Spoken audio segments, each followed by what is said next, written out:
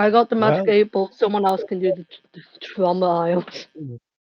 We actually all split up into separate groups, so Sarhorn's group should say the Trauma Isle, and our group should say Chromie's Conclave. I'm sorry. Yeah. I just look up like a generator to come up with an adventuring name, and it said bottom feeders.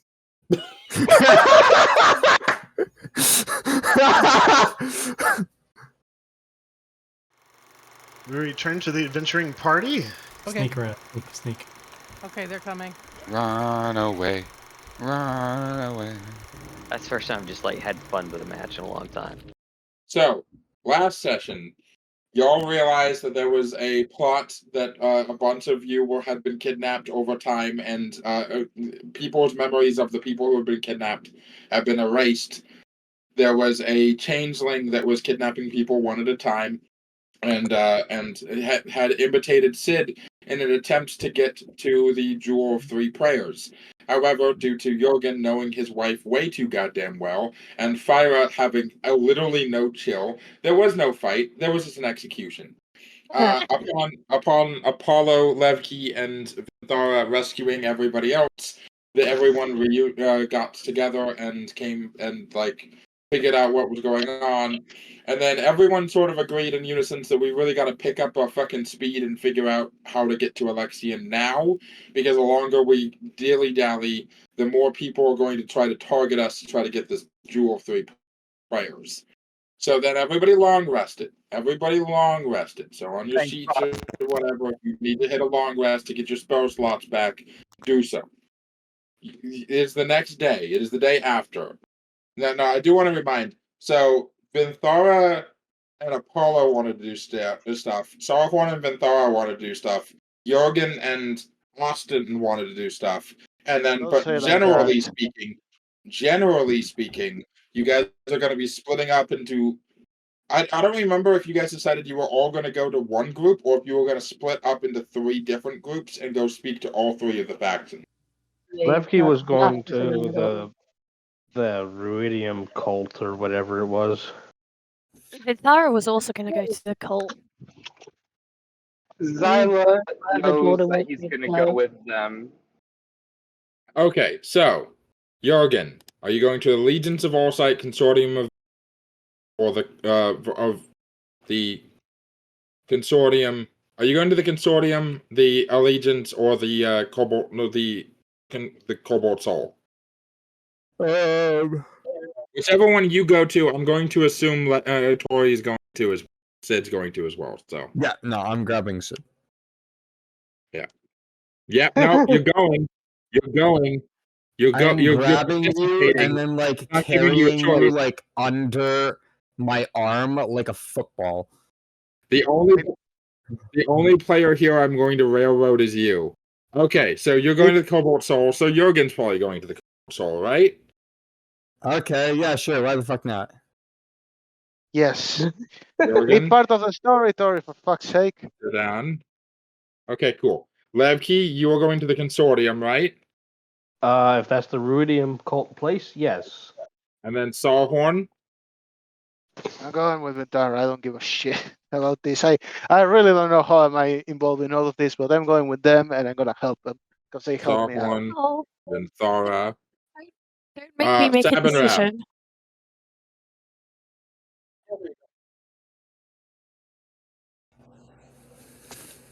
Don't you know you never split the party? Looks is the reason.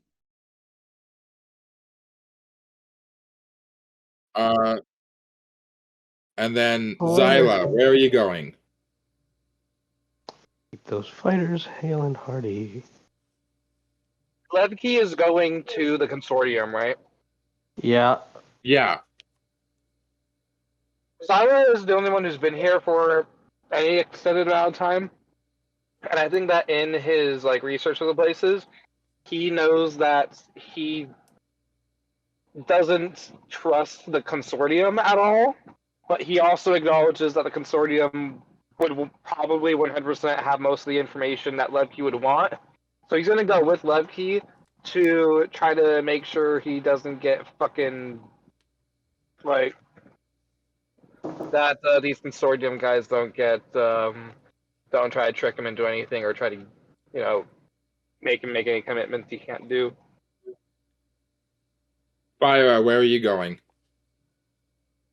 Where do you need me to go? Where do you want to go? I don't go. Recap the three places and the basics of what they are, just so everyone is on the same page. So, the allegiance of all sites. Hold on. Let me try to. And this is all information that Xila would have given all of you. Yeah. So, give me a second.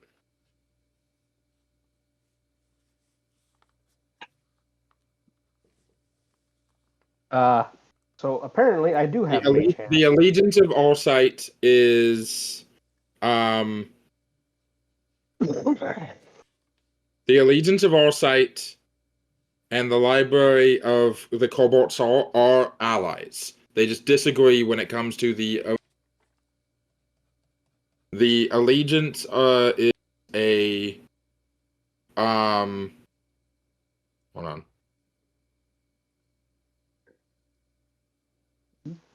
Is an academic collective known across Marquette. Its original member. You're breaking up. What? You're breaking up a bit.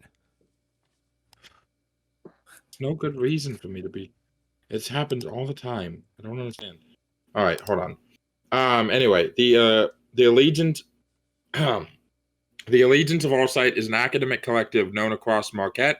Original members came to Kolero from across the continent to rebuild the robust academic traditions that defined the elves and orcs of ancient Kolero.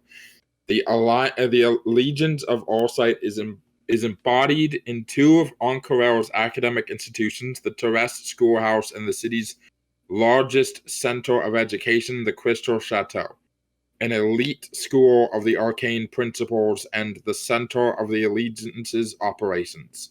Students from anywhere in Kolero are welcome to the Terrest Schoolhouse, but the Crystal Chateau's programs are extensively competitive, and all pupils are required to join the allegiance of all sight prior to their education.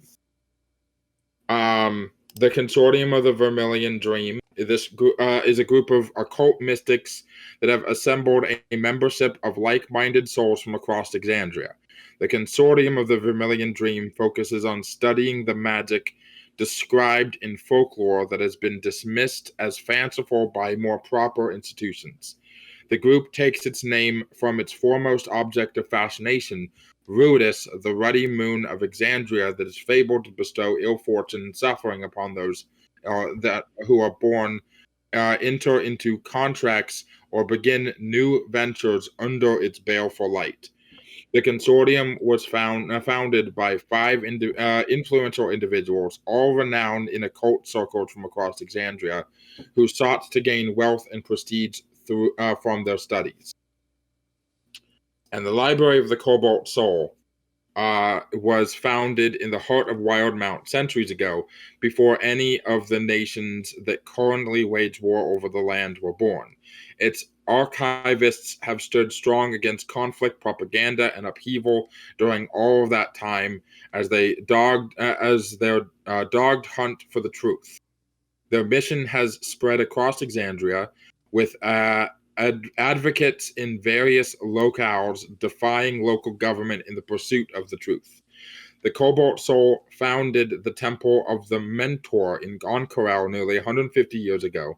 The archivists here focus on rooting out evil in the city's civilian factions, principally the Consortium of the Vermilion Dream, whose members reportedly wield magic weapons made of some strange red mineral, the likes of which no Cobalt Soul archivist had ever seen.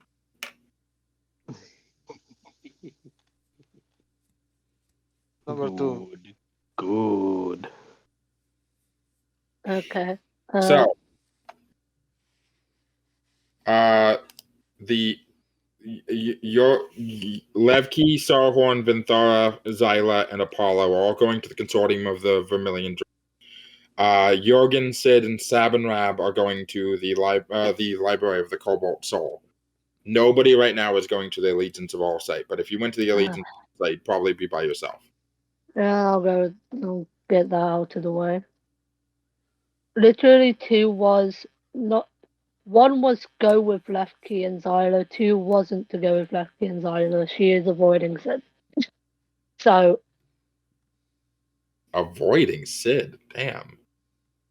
Yeah, so you want to go to the Allegiance of All site? Because that's the only one nobody else is going to? Okay. Interesting. Even after we set up our date. Oh well.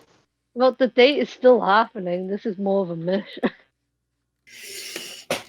Fair. In a date with like billion other people.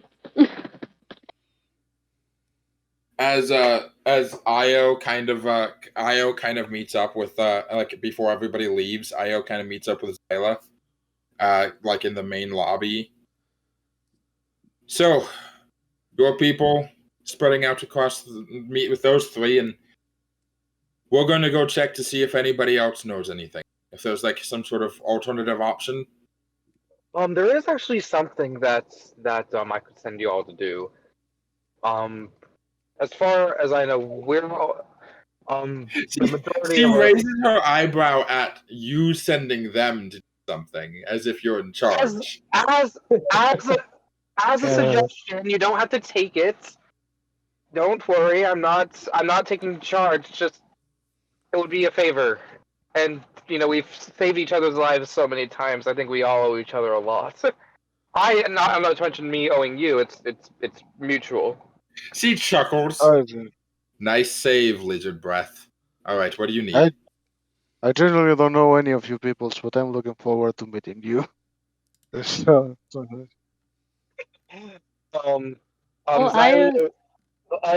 looks towards Phyra, who seems to be gearing up by herself to go to the Allegiance of All site, and he's all like, it wouldn't hurt to maybe have a couple of your guys, or even yourself, for your whole. But if he's just stammering over his words. If some of you guys could go help Phyra out with the Allegiance of All site, just that way we all have numbers.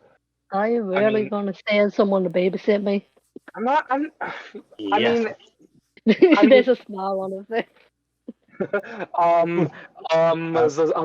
Xila suddenly looks embarrassed as he didn't realize that you were close enough to hear, and he thought he was being somewhat discreet. Immediately realizes that he is not. And he's like, it's not. Switches the ears, pointing to them. Yeah, no, I'm like, damn Elfirs. You love them.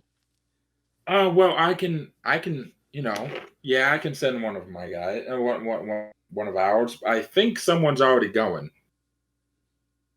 I look around. I may or may not have already asked if he wanted to go. He's always been interested in seeing one of those maid schools. He's not a mage himself, but. Oh.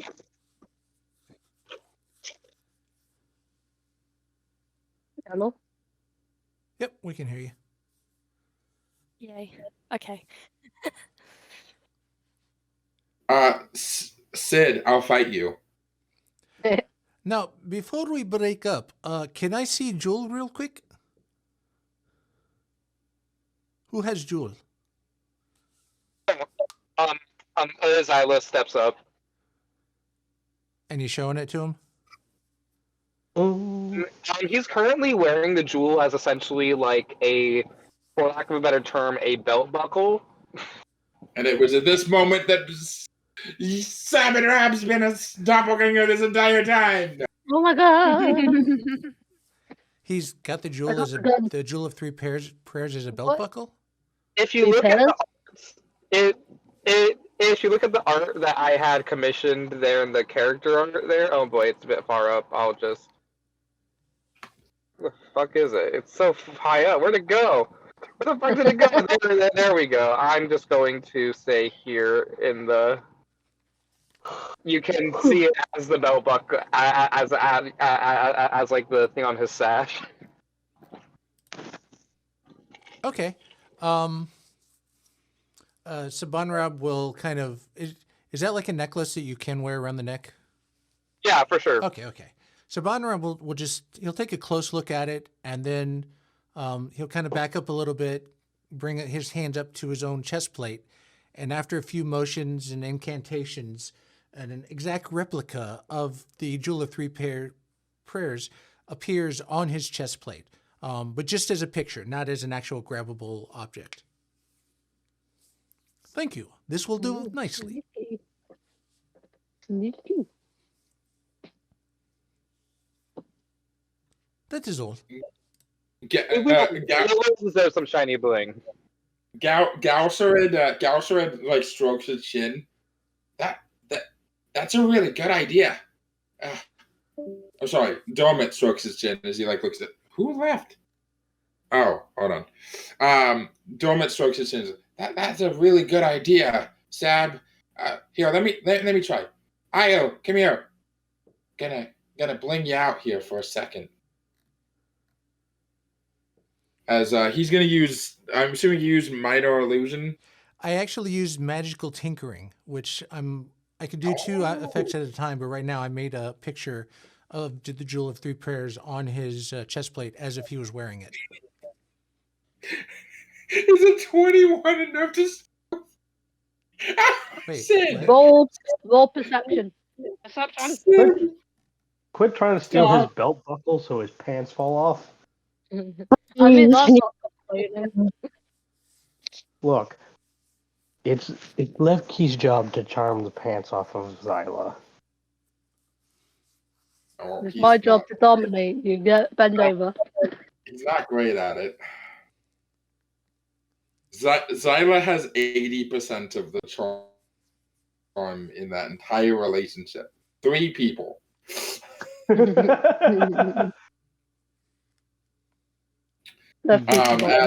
Anyway. As he's not quite as good as yours, but he is going to create like a minor to make it look like she has a necklace. It's not as good as yours, but it is. Didn't you get a fake one? Yeah, but it got stolen, and he just kept going.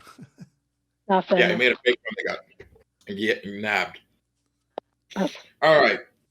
So there's on the screen.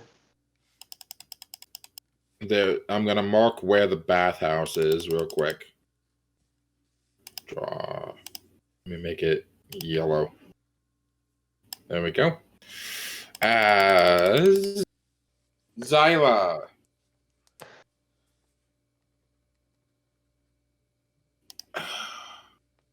Yes. You, Sarhorn, Vinthara, and you, Levki, Sarhorn, Vinthara, and Apollo. I think that as we're walking there, I kind of just want to talk to the whole group just about like what I know about these people.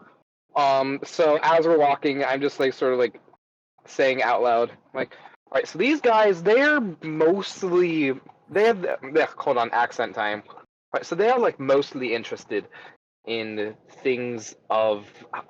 They are interested really in two things that can really be combined into one thing, and that is power. From what I can tell, they are sort of like this big group of occultists. Not cultists necessarily, but occultists with an O in front. Occultists who want to deepen understanding of vague magical knowledge, but also, from what I've seen, he seemed to want to turn a profit. So my question is that if we're headed to this consortium, we need to understand what it is that we're actually trying to get from them. I suppose we can go down the line. Just that way, when we go in there, we know what it is that we're looking for. What is something that we want from the consortium? Presumably. Well, what is this stone thing for? I look to Levki. What's this? What's Iridium for? No, no, I point to the belt buckle. Oh, That this. Oh, and I think I should probably, and I actually take the sort of stash ornament and stuff it in a pocket. Let's not mention this. They might want to take it. but what is it? Yeah, no, like I don't know what they're talking Oh about. yeah, they weren't there. You never really got to meet them that well, did you? Before you know, as Apollo does like the finger across the throat thing and just does an over dramatic dying gesture. But so like I didn't. Oh, you died. Yeah. The story began because he died. he's just like, well, he's like, without getting too into it, it's the thing that is leading us to our fate. So, To what is our fate? That's very vague. well, that Hopefully is what not. we're trying to find out. Hopefully There's it's this not guy. one There's of this guy that used to be really important that's trapped somewhere, and these guys are really keen on letting him out, fixing him, rescuing him like heroes do. But how do we? What? Why are we like? Okay. I have so many questions. Okay, and I can answer them. We found this thing when we and a bunch of us were in this town called Jagao, which is like this sort of like small fishing / farming like town, and they were holding like a festival. And me and Phyra, we were like Phyra, and Levki, great friends. We always tend to compete in the swimming competition, and we had a bunch of us, and we all competed in the swimming competition, actually against Ao's whole group. So like her wizard, all those people. We competed with them.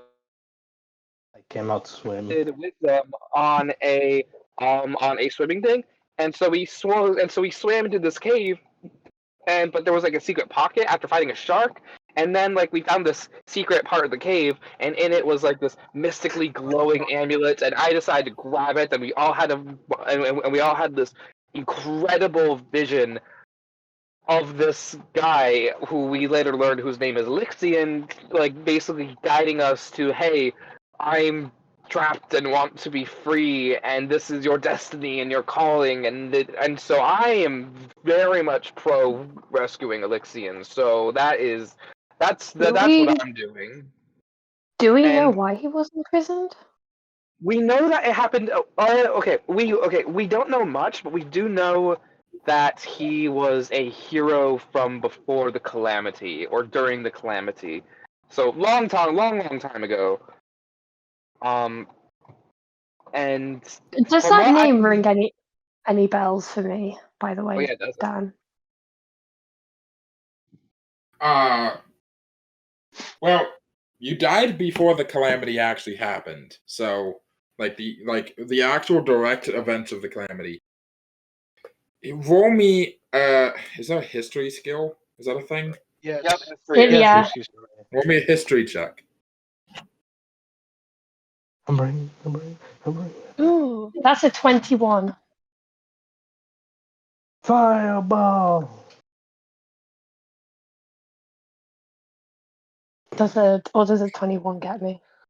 Alex, you weren't there for these events, obviously, but you can remember a period far older than most, as you can remember a period shortly after the calamity. It's very vague, very shaky memories, but Alexian vaguely rings a bell as someone who led armies in Wildmount against the betrayer gods, a ruined soul, they called him. Someone born under the moon of Rudis who was feared until he was needed, who fought with ferocity and with zeal. No one ever knows exactly what happened to him, but the last time anyone had saw him he was on the continent of Marquette, and he was battling with God, what was his name? The orc god. Grumsh. Thank you. I was gonna say Mork and Gork. Oh God. I Can would. someone say Gork and Mork? Not really. I would probably Shitey sort of me. just. Was this knowledge that people would know? Common knowledge? No. No, like we never even Oh. learned anything. I'm fucking just law dumping that on you guys then.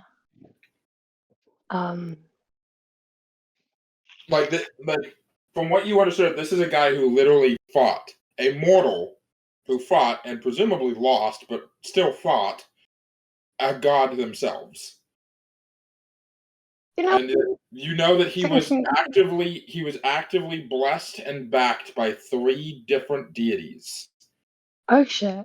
I think that with that I am like showing the amulet of 3 prayers, and I'm all like, yes, and that is what the 3 prayers refer to. I believe. I think he was blessed and backed by 3 different gods at their 3 different shrines, from what I understand, and I think that we found the first shrine was that hidden sea cave we found, and then through a series of events we went into the ruined city of Azozan and found the second one, and I think that our next step is to try to find the third one, because this jewel, as beautiful as it is now, I don't think it looks like it could be something more. So that's why you guys were. So that's why you guys went to the Lost City. That's why we're going. Yeah, exactly. No, Yeah, he meant the flying one. I'm.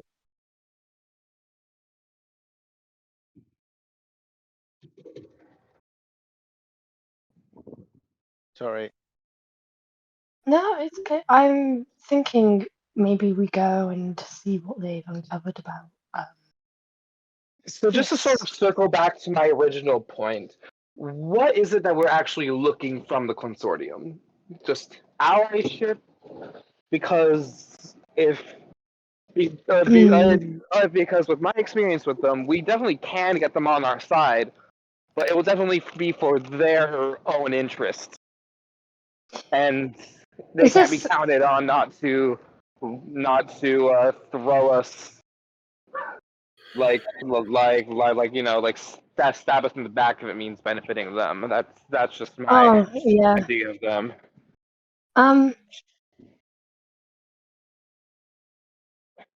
Is this cult or occult? It's a group of occult scholars, essentially. Okay. Occult with the O in front, which in my experience, occult tends to lead to cult. Cult, yeah, it does do that. But it does that. But at least outwardly, they are very much more like occult researchers rather than devoted cultists. So there's that. So there's that silver lining, at least. We could maybe ask about what they know of this. What was his name? It began with an A, right? Alexian. Alexian guy. If you guys are trying to get a hold of the consortium, do me a favor. Can each of you make me an investigation check. Also, just for point of order, I've decided that Xila actually hasn't put away the Jewel of 3 Prayers. He is still wearing it, but he's just not bringing attention to it. I mean, it's on your belt. It's not like super. Exactly. It's not ridiculous. That's a dirty 20. Jesus. Investigation, you say? Yes. That's gonna be a nat 20 for 22. Nat 20? Jesus Christ, you guys are killing me. That'll be 11.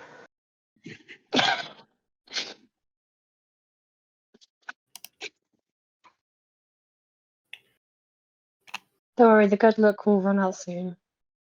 Oh, I'm counting on it. Hold Well, on, I hate that.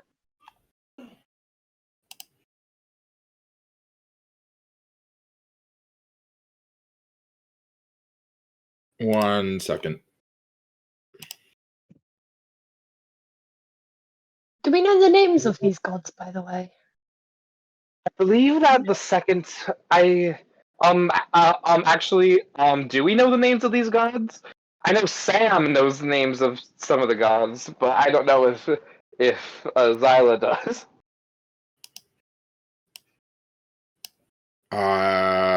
That's for you to take notes on, buddy. I'm in a moving van, actively delivering messages. Okay.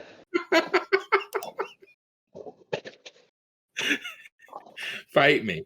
Yes, I am fighting you. I'm asking you, the DM, if have we found the information? You hold on. I'm checking. I have to keep jumping between tabs. Let's see.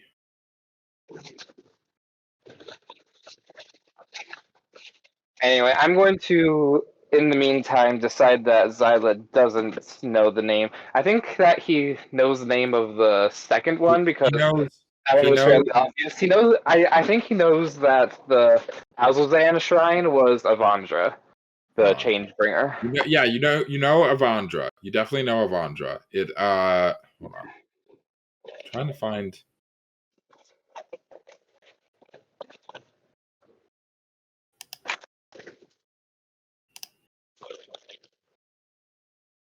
You also just go and ask about hidden temples. You know the Changebringer and the Moonweaver.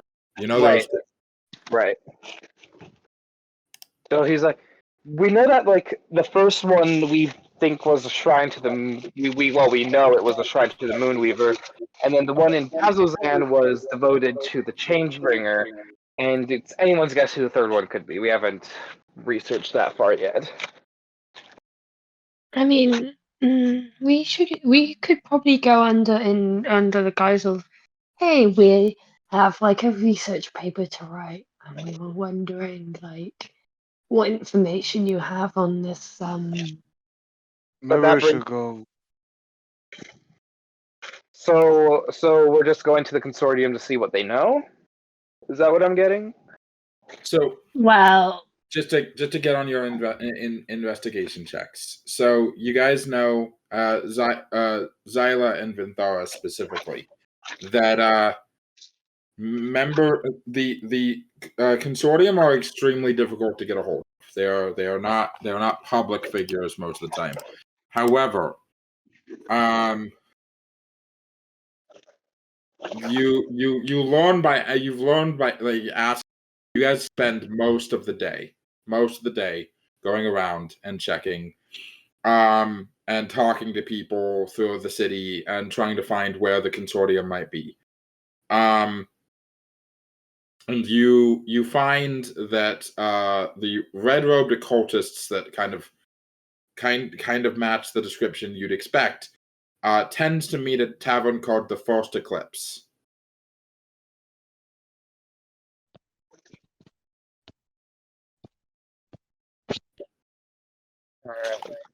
So, which, if you look at for those who can look at the map, it is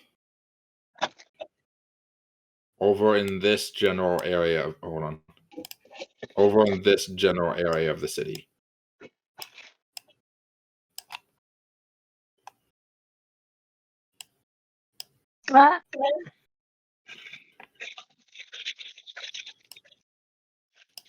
Alright, okay. Yes, that's where we're headed.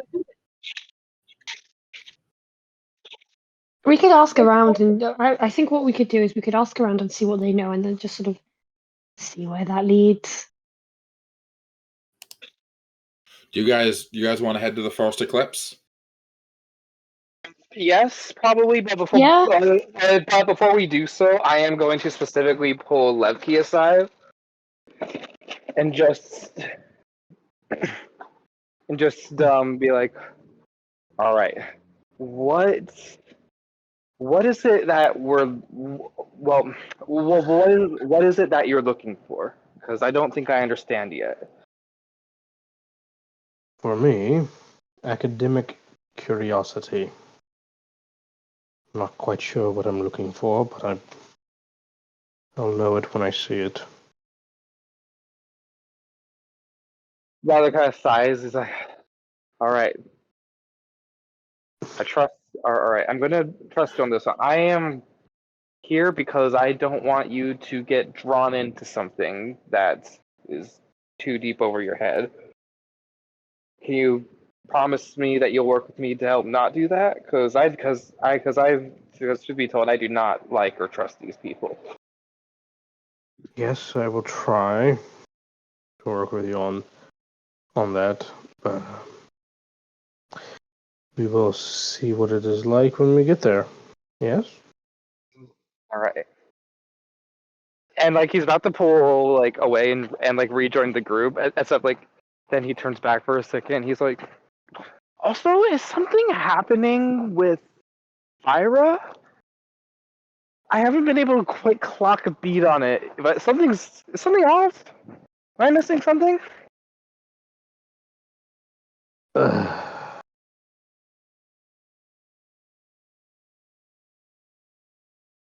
I'll explain it tonight over a tankard of mead. I'm too sober for that right now. Sounds good to me, and he takes his hand and leads me back to the group.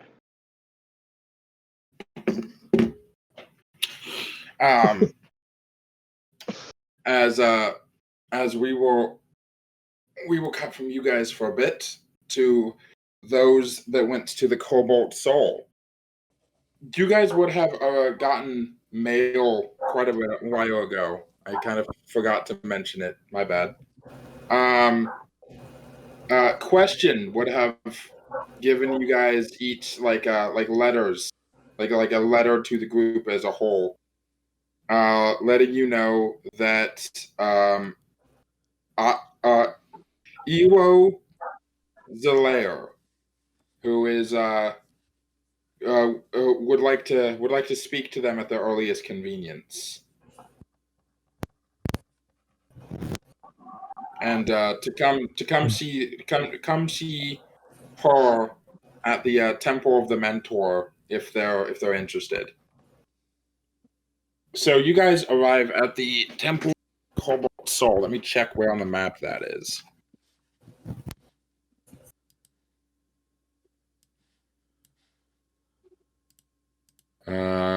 That should actually be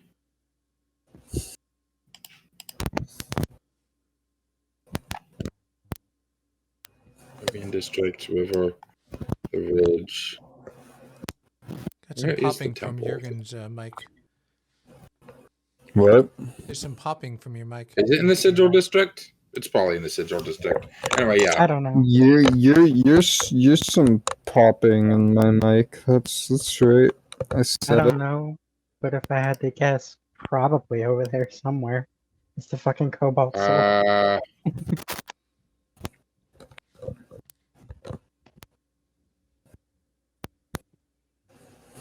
It's in the Gilded District, which is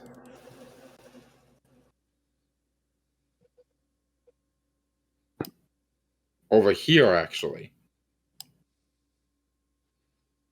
It's apparently over here. Look, it was either that building or that Or building. that building, yeah. As the ceramic mosaic of three open eyes frame the cobalt blue crowns of the entrance to the Temple of the Mentor. Dedicated to Leon, the temple is more a library than a hall of worship, and doubles as a base of operations for the Marquesian branch of the Library of the Cobalt Soul. Shelves line the walls of the temple sanctuary, all filled near capacity with meticulous cataloged tomes, scrolls, and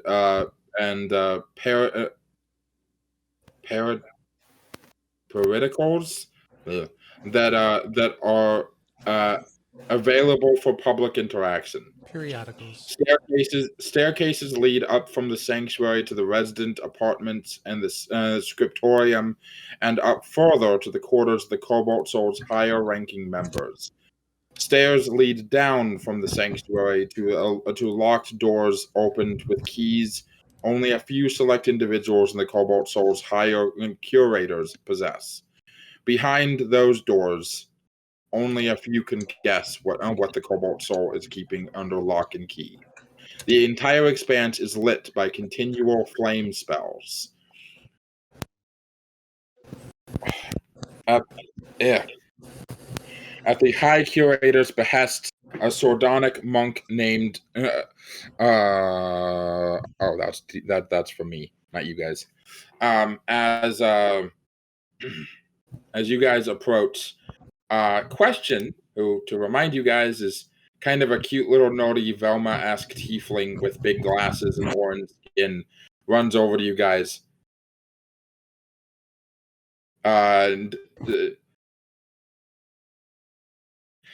Jurgen! It's taken you a few days. Did you get lost? You have a tendency of getting lost. Yes, we you could say that we got lost. Yeah. Where's the rest? Which Phyra? The rest of the group, we're all separating off to go do a bit of city. I didn't know you were part of the Cobalt Soul. Oh, yeah. When you guys first got here, I tried to introduce you to my boss, but you had to go off and find lodging and sell your cart and all that other stuff. Plus, I had to deal with all those refugees you brought in. You know how much paperwork that was? I mean, good on you. That was a good thing you did, but had to bring them to our scriptorium. How are they at the moment? Are they doing good? No major fights or issues have happened, right? No. We found them all temporary lodging down in the circlet walk. But really, they all came from the same town over in the Empire, and they're all Imperial citizens. And now we're trying to see if we can try to get them back to the Empire, because if they stay here, it might create an issue. But we don't think so. We don't even know if the Empire knows they're here, and it's a whole continent away, so it could be fine. So we're giving them options, But I don't know. It's a lot for some of them, I think, but we're doing our best. Let us know if you need any help. Because they're no longer a problem anymore. So she says, but yes. So are you here to see Iwa? You here to see Iwo? I believe so. Yes. All right. Perfect. Follow me. By the way, Sid, I love the hair.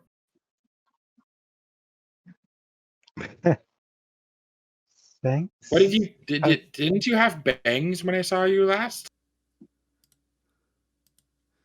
She's plenty of bangs now, believe me. I mean, yes, technically, and it was also like the last Sam time says that and Question just blushes so hard. You know what? Fuck it. I'm gonna fucking old man bro fist Sam. Bro fist.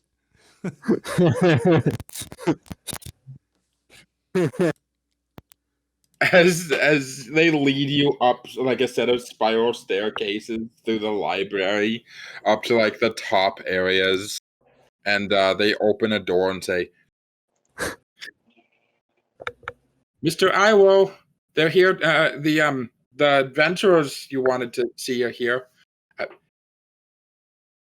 You guys got this." She gives you like a double thumbs up before like closing the door. Okay. Iwo Zelair stands at the edge of a balcony and points down No, sorry, my bad. That's he's sitting in an office, general like what you'd imagine from like a college headmaster's like office, right? Big desk, lots of books. There's like a globe sitting in the corner. There's lots of maps. There's lots of like little like bones and stuff like that. Magical stuff, but not like academic magical stuff, not like super wizard laboratory stuff, you know? Very cottage core kind of vibe. As this a half orc man sits across. He has a kind of a gruff, like large underbite jaw. Kind of his hair is pulled back and in kind of in braids. As he looks up from whatever he's doing behind like his glasses. Yours, Jurgen Stagwind, right? Indeed. This is also Sydaan and Sabanrab. Sabanrab, but close. Good evening. Sabanrab, Dionysic. right. It's a pleasure. Sit, if you would. Sid stands.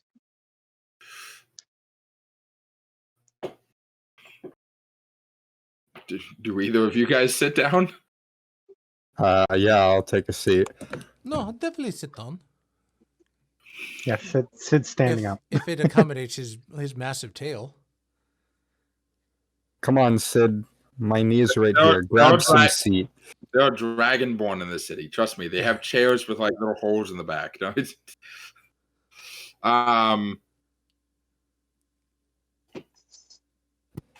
as he nods and he finishes up whatever paperwork he was doing and stamps it before folding it up. I've heard some interesting things about you and your friends. Care to confirm? Yes, my favorite color is red.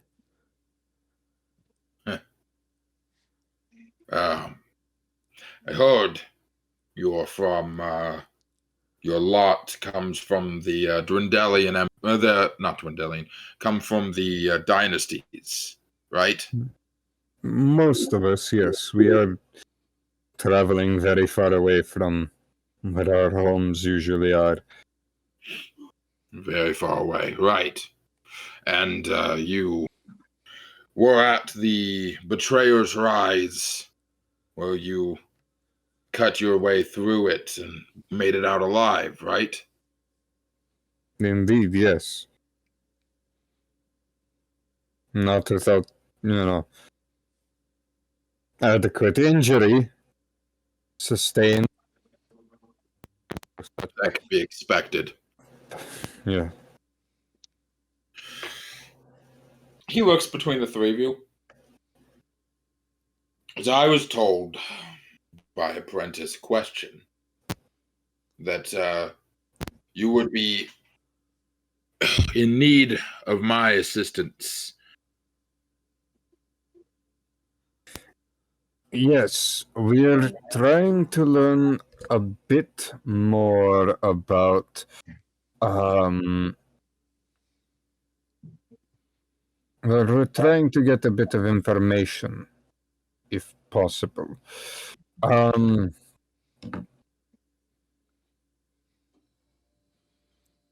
Would you happen to know about an individual named Alexian?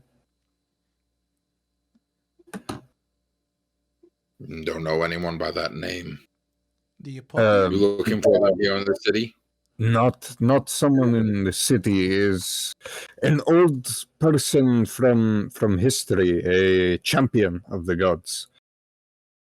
Oh, so like from the Calamity. Yes, I believe so. A lot of the vestige wielders were lost to history. You know that. There were almost 100 different vestiges at the time of the Calamity. We only know of less than 20 of them to this day. And we don't know the original wielders of even half of the vestiges we do know of. Never heard of an Elixian, but I'm not saying he wasn't around. Hmm. Do you know? What do you need to know about him?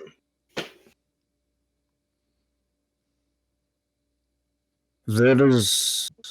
I'm not sure how much. What would be best to start with? Sabanrab points at his chest. Does this look familiar or no?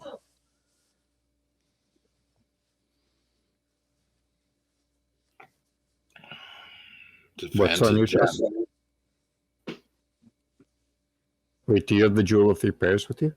He has a replica that's just an image on his chest plate. Ah.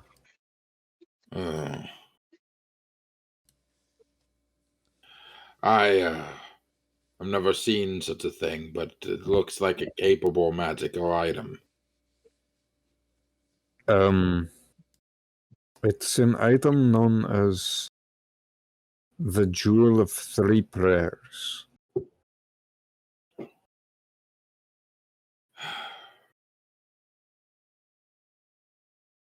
Well, he leans back in his chair. I'm not a master at the histories as much as I am very good at maintaining order. So, if you're interested, we can maybe work together a little bit. And what might you have need of us for?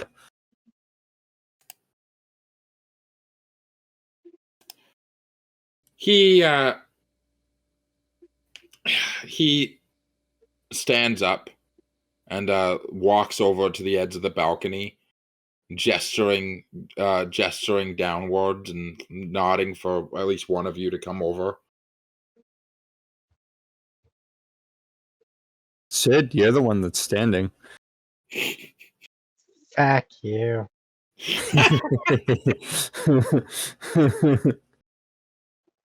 Sid walks the other way.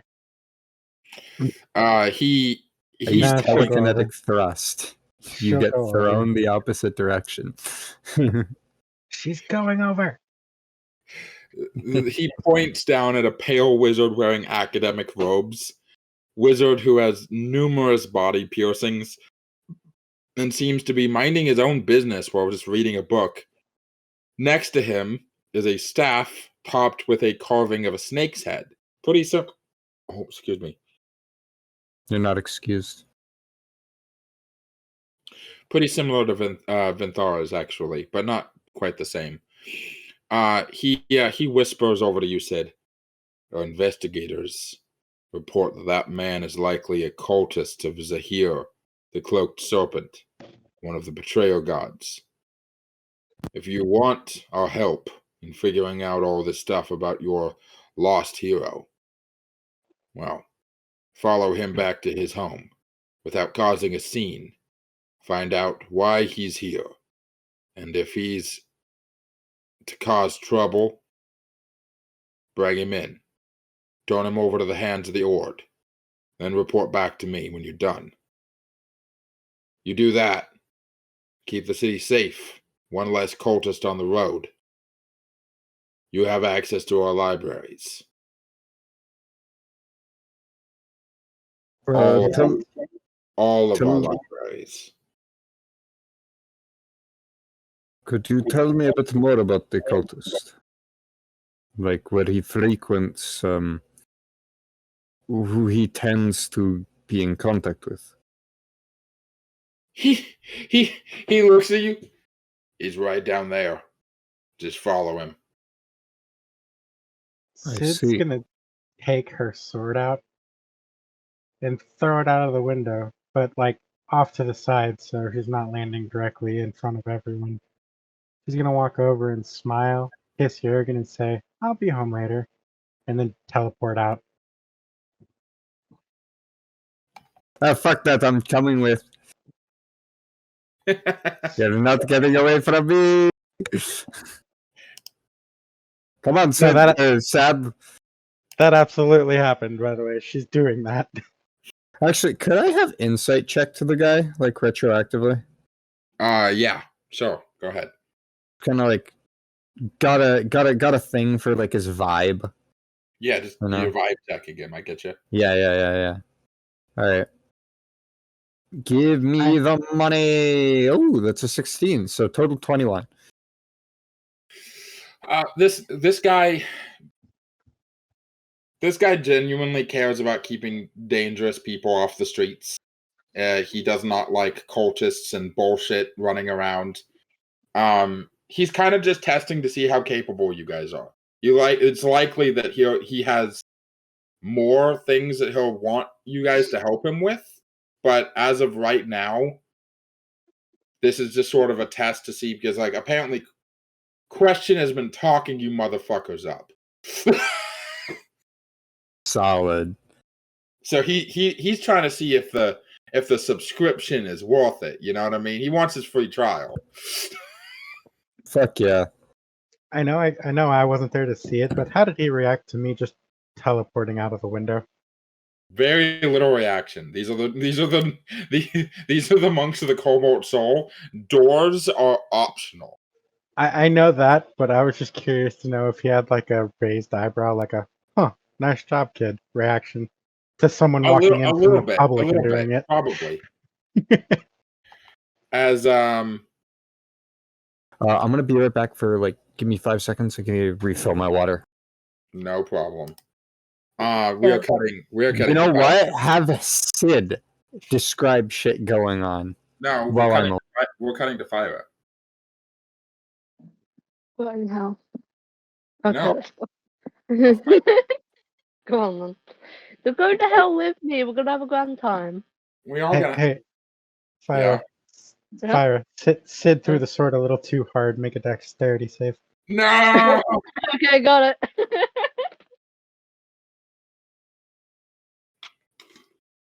No, that is tempting. You know what? I'm gonna roll it to see what I would have gotten.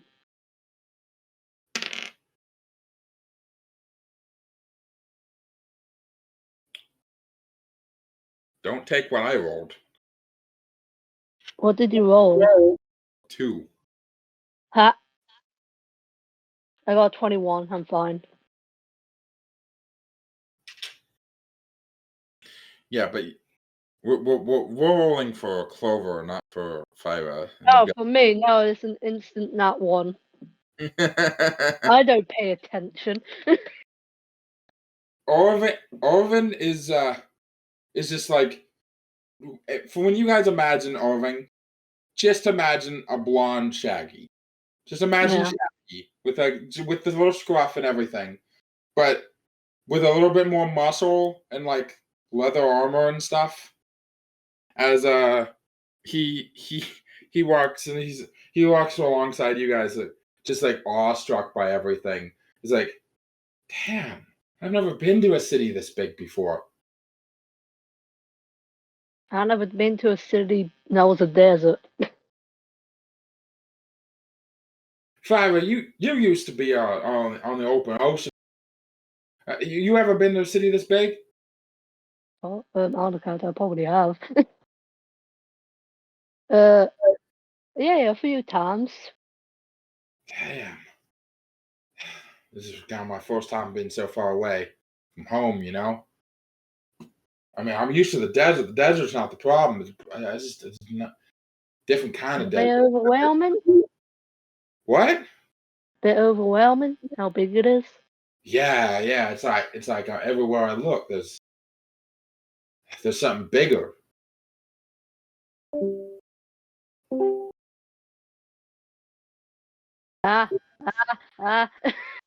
Discord, please.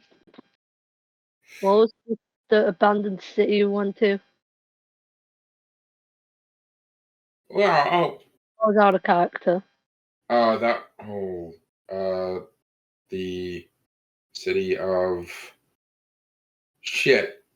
Hey, Laura, what was that city called?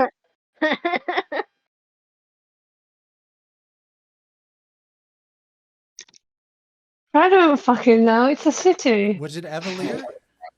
I think it was Thank Avalier. Thank you, Avalier, yes. Well, you thought this would be wait until you see Avalier.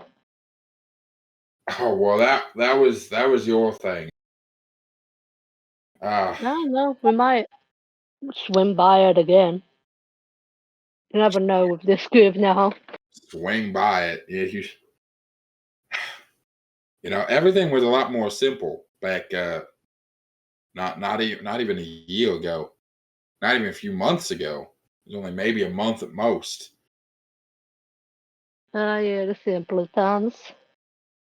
By the way, children. I don't think we've been properly introduced. My name is Orvin. And so he like shakes hands with Austin. Austin shakes his hand. Austin. Jurgen's my father. Right, Mr. Grumpy Pants. Shouldn't have said that. That's kind of rude. Oh no, very apt. Very. He ain't that grumpy. He's either not grumpy enough or always very grumpy. You should have seen him when we were kids. Who said that? Austin. Oh, he must have been unbearable then.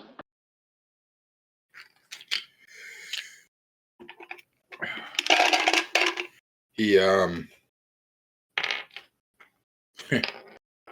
he chuckles to himself, remembering like a small little memory, but he doesn't seem interested in sharing it out loud, as he says. Yeah. So go on, DM. Share with the group in intricate detail. She's gonna notice this and start like slightly poking his arms with both hands, just continuously. Come on. You're thinking of something. Share with the group. No, I'm just remembering. Dad liked to work extra long hours. Mom would convince him to come home after a long day. He'd always say something along the lines of, "Well, I am home, but I'm just taking up a post near the house. I'm just right here on the corner of the street. Everything's fine." But we wanted him to come home for dinner, so Mom would make these apple tart little pies, little hand pies. He'd smell them, come on home, and then she just locked the door behind him. She treated it like hunting rabbits. You know what? Once we get further along with this mission, maybe we could do a little prank with him. Ask your mom to make one of those. Lead him somewhere. Frankly, I don't really think we're going to get much out of the stuffy-ass wizards at the Allegiance. A bunch of rich snobs. They probably don't want to share anything with us anyway. Yeah, you never know. Mom and Dad probably have this covered. Why don't we do something more fun? We can do something more fun after we sort what we need to sort out first. How about that? He rolls his eyes. Oh, come on. He pinches his cheek. Whatever you want, my lady. He does a little curtsy and chuckles. If I was competitive ass, I need to remember she does that. I bet I can get there faster than you.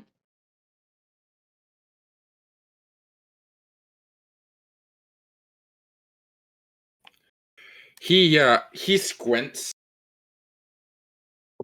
You're on. Yeah, let's go.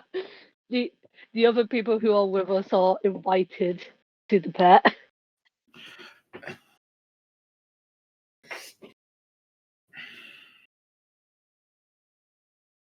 Oh, you guys take off way before Irving even.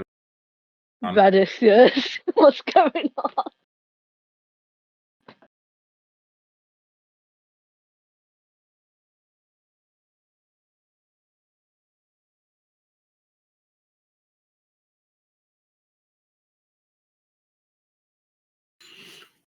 As roll me a athletics check. Okay.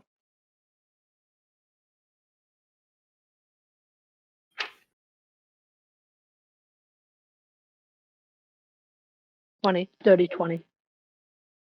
Oh. It's +8. Yeah, you get there faster than him. He got a 17. Yeah.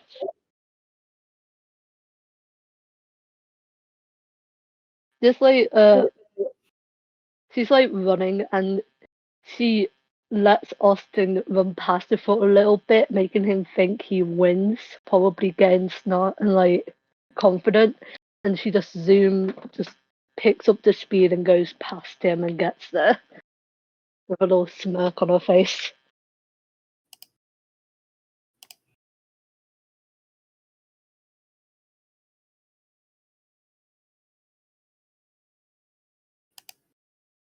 Hold on, trying to find the.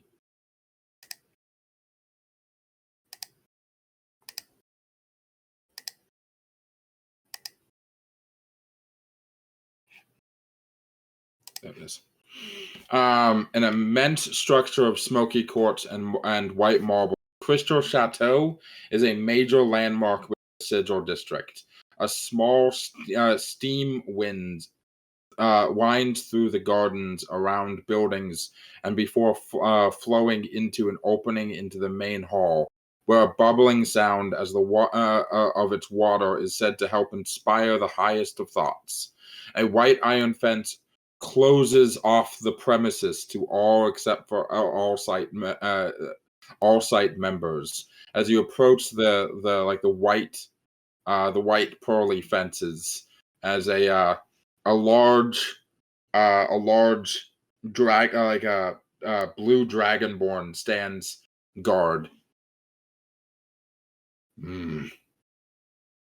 You're not students. What are you doing here?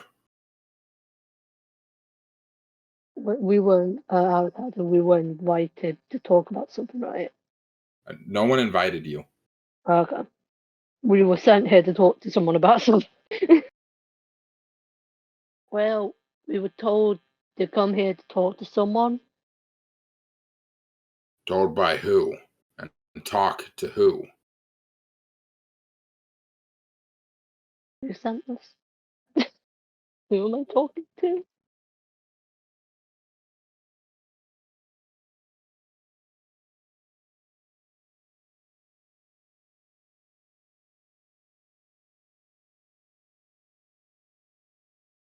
Oh, I'll just say the group. I'll just say the group. By the way, y'all need to come up with a group name. Let's go. We'll figure it out. Vox Machina, Hell's Bells, the Mighty Nine. Come on, we need a group. Something that's not stupid. The So Poly-8. probably nothing that you'll But suggest. stupid's our specialty. The Poly-8. Fuck you. There you go, that's the name. I hate that works. Or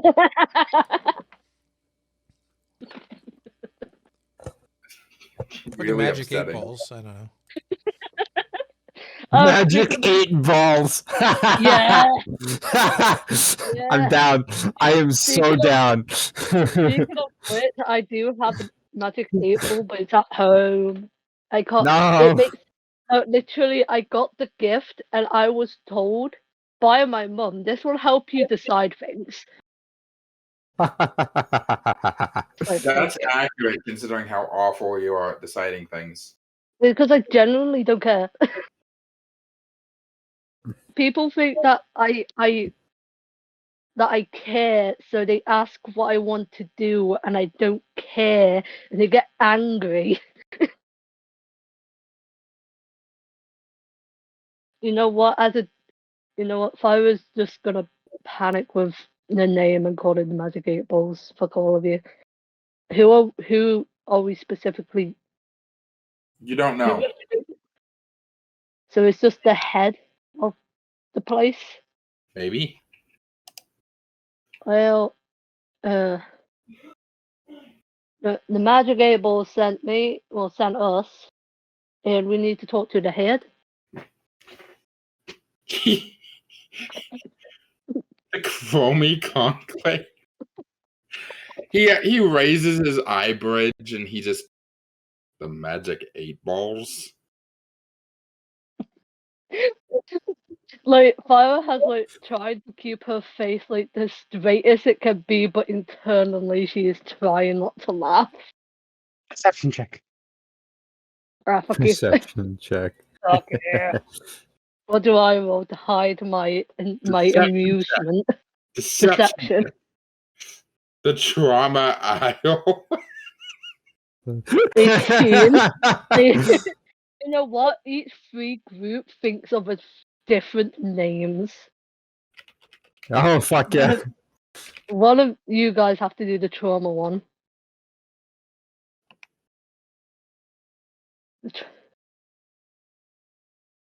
I got the magic able. Someone else can do the trauma aisles.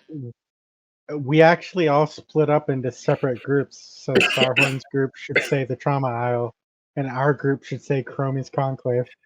I'm sorry. Yeah. I just look up a fucking like a generator to come up with an adventuring name, and it said bottom feeders.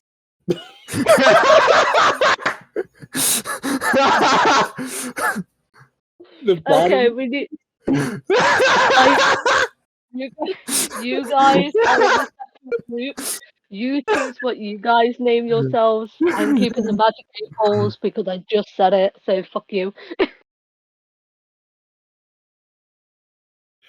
The next one it came up with was the icon. The bottom feeders are better.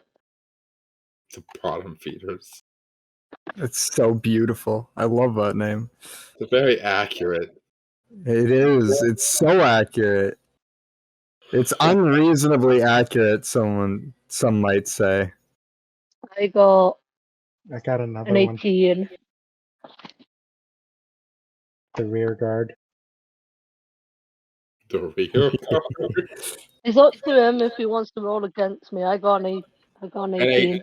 An 18 on deception. As he. Oh, that's an echo coming from Monkey. What? There's an echo coming from Monkey.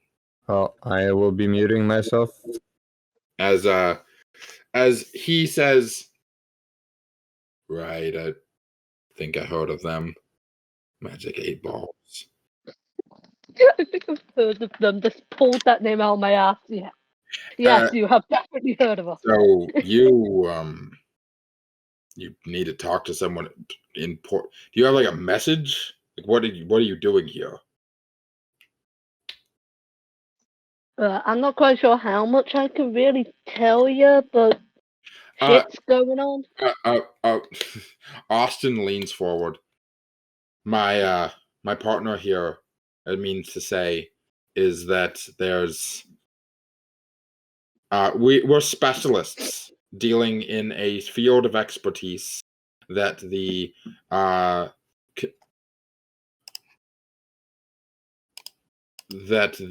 Allegiance of All Sight is currently investigating, we believe, and we are looking to offer our services.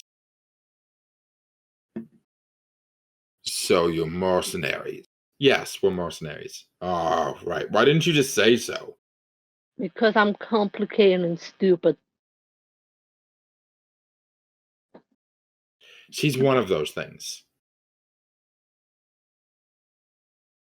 There's a thumbs up. Notice how he didn't say which one? Yeah, I know. No, she's not going to ask. She's just going to assume the stupid one. Right. All right. Good to know. What were your names again? As he he walks over to his little guard booth and pulls out like a notepad. Phyra Dune. Austin Stagwind. Irving Wastewalker.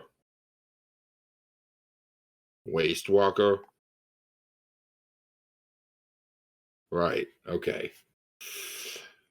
I'll put in a letter If the headmaster is interested in working with you, send wait. Where's your place of residence? Where are you staying? So we can send some mail.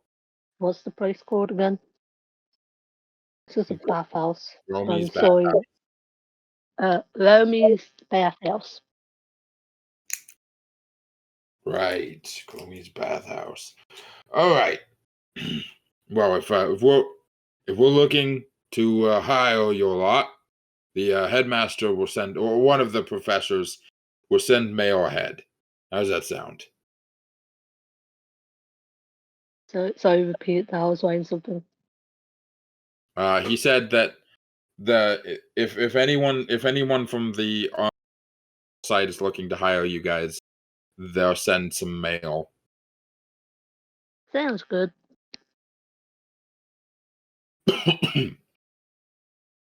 As Austin turns and you start walking away from the gates, and he says, "All right, we did the boring bit. Now, do you want to do something more exciting?" What do you have in mind? He pulls a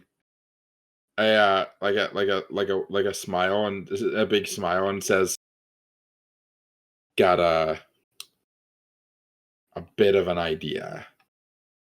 You want to come with me to a bank?" Her eyebrow raises and smiles.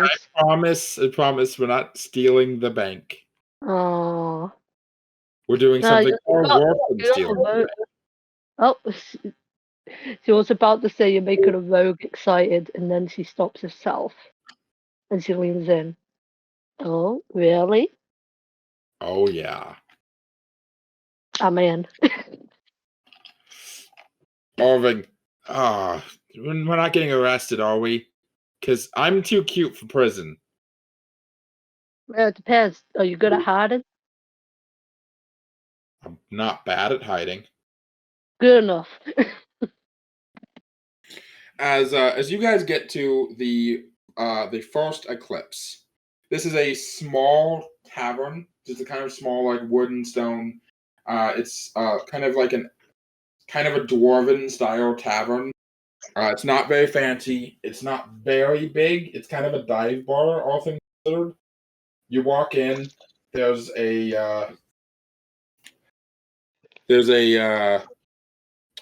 blue dragonborn behind the counter, and there's a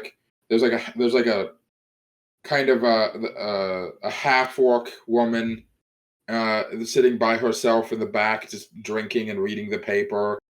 There's a couple of dark elves that are sitting at a booth together, kind of having a quiet conversation. There's a couple of just people sitting at the bar, just drinking. It's a very quiet dive bar at 4:00 in the afternoon. And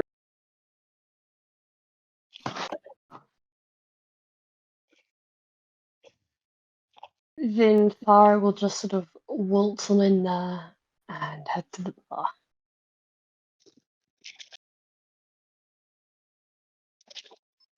The barkeeper nods at you. "One sec, darling."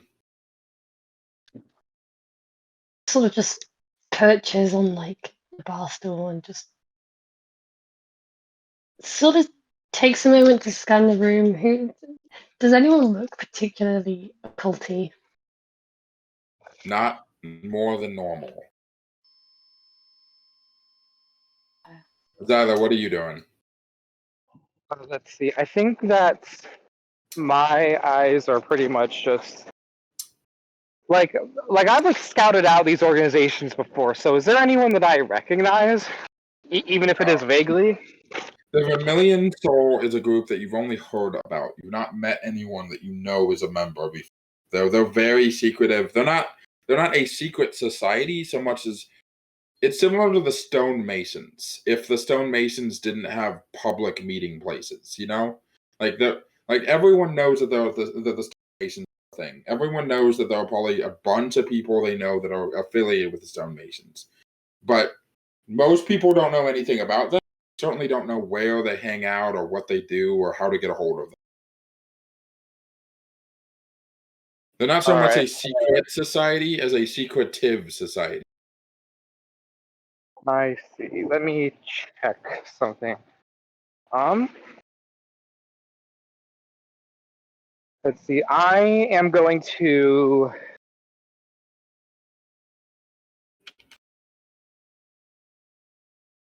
Let's see. I am just going to cast guidance on myself and try to look around to see. Like, this is a place where they're known to meet up. Is there any place that looks any particularly particularly set aside? Is there I'm basically just I'm basically looking around for any physical signs that this place is what we've heard it to be. Roll me an investigation check with the guidance. All right. That will be investigation.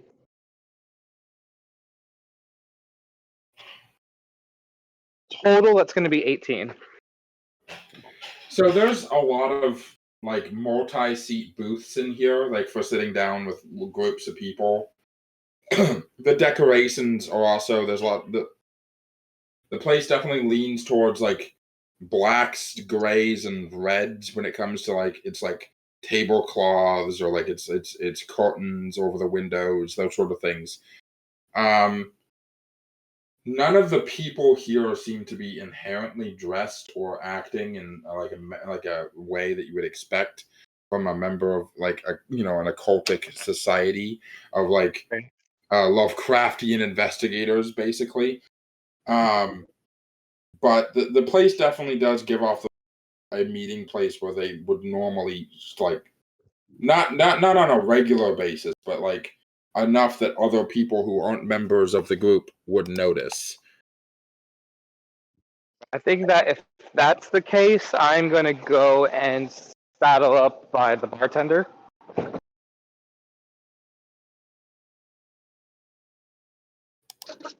And I'm going to try to strike up some conversation with him. Yeah, he comes back over to over by Vinthara, who I imagine Sarhorn is just sitting quietly next to as a guard dog would. By the way, Levki, you're also here. You're muted. As he comes over, we're gonna get for you, darling, and you too. You said this was a blue dragonborn, right? Yeah. Xila shivers and wanting for unknown reasons. I missed 7. Anyways, Xila is Xila just looks at him and he's like, whatever is cheap and whatever is fast. I am looking for do you work here often? I do. Cheap and fast, like a Brindelian whore. Gotcha. What about you, darling? I'll have a glass of wine, preferably red, but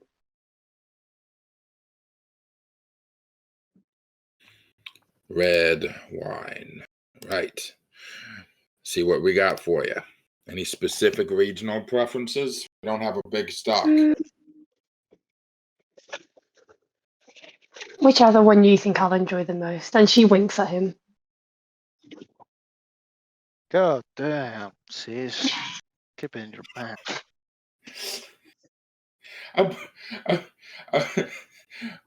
Apollo, by the way, just so that you guys know, kind of just standing by the door most of the rest of the bar. He hears Sarhorn scream, Apollo, are you gonna order something, or are you gonna try to keep being interesting over there? Look interesting over there. I don't have to try, darling. He raises a finger and then Sarhorn puts it back down as he says, he has a good sense of dressing, I'm not gonna lie. But he doesn't say that too loud. as the barkeep comes back with a glass of wine that seems to have been recently washed, as the outside is still a little bit damp, probably to wash off any of the dust because they'll not use that often, and then a tankard of very cheap mead. Thank you. also put meat, Vinthara will actually. take the glass. And sort of her touch would maybe linger just a little bit on like Dragonborn's hand. Dragonborn. Fuck. Oh, I hate words. He looks over at Sarhorn. Need anything? I want actually good meat. A good mead? Shit. Peanuts? He looks over at Xila. The entire emotional spectrum. We got the whole thing right here. We try our best. 0 standards, all the standards, just a little bit of standards. I like it. As he pours you a tankard and then slides it your way. What brings you all here? Kind of an outside, never seen you before. Well, that is correct. You have never seen us before because we are very new in town. And we're looking to, make some new friends with similar interests. We also heard this was quite, the quiet spot away from the rest of the city. Yeah. Nice little place. But then not only that, we heard that every so often that there's a group meets here every so often that has like similar interests to ours. Like we just moved to the city, and have you seen like groups, like a semi-regular group come around here? Maybe they like to discuss like odd knickknacks from strange places. Are you talking about who I think you're talking about? He like raises an eyebrow, not like in an aggressive way, but like a just kind of double checking kind of way. You see, I hope I'm talking about. I'm just like, you see, I hope we're talking about the same thing because that means that like, you can help us out. And maybe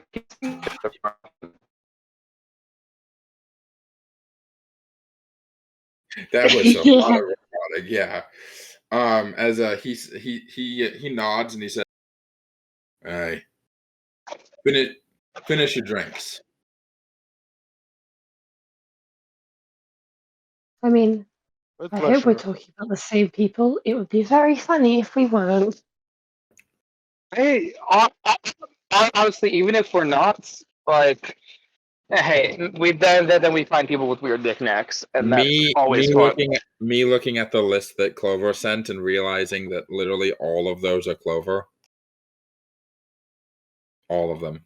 They're all the same person, and they're all Clover. But Titus, you're gonna assume that Sarhorn is gonna be in a foul mood. Not in a foul mood. He's gonna put the face of a foul mood, because I'm gonna have to go take a dinner. I'll be right back. Oh, that's fine. As he moves away and focuses for a second as Apollo slowly walks back over to the group. Most people in here aren't armed, thankfully. I just did a quick sweep. That is good to know. Thank you, Apollo. Pat him on the shoulder. He You pats said you most back people. where the bartender's got a weapon under the counter.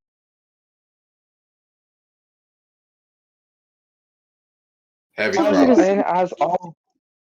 And as all good bartenders should. Yeah. No. Yeah, as long as I'm not getting hit by it, That's not our desire.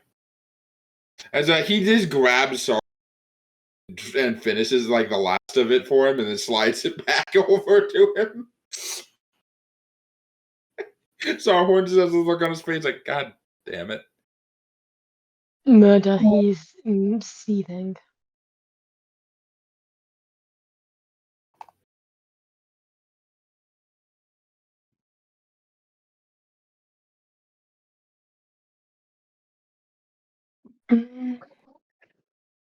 Vinthara will hurry up and finish her drink. Yeah, as you guys finish your drinks and you slide them over. Xila never touches his drink.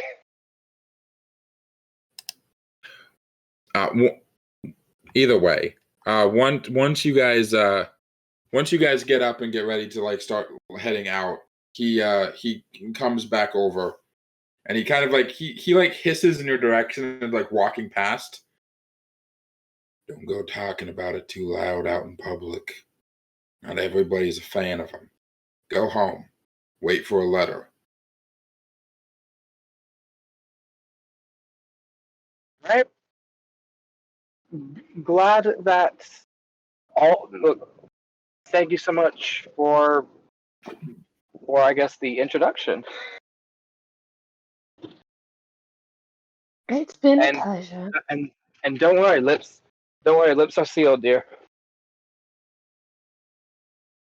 As you Sid teleports out, roll me a stealth check real quick.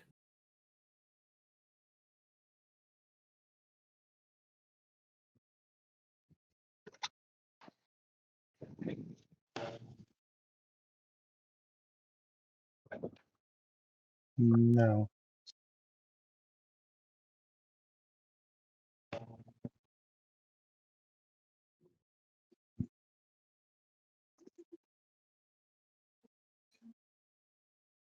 Oh, right. 6. Sorry.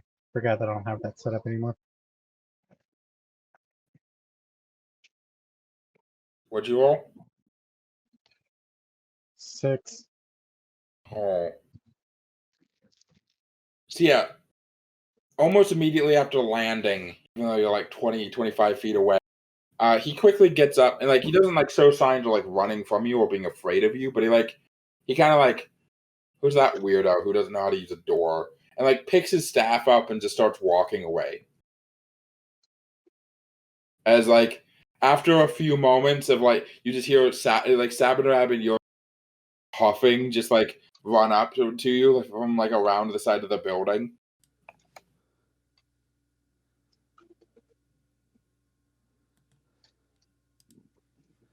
Hello there. What did we miss? We should go on more jogs. You could use it. So, slight problem. She's gonna shift into a completely different form. You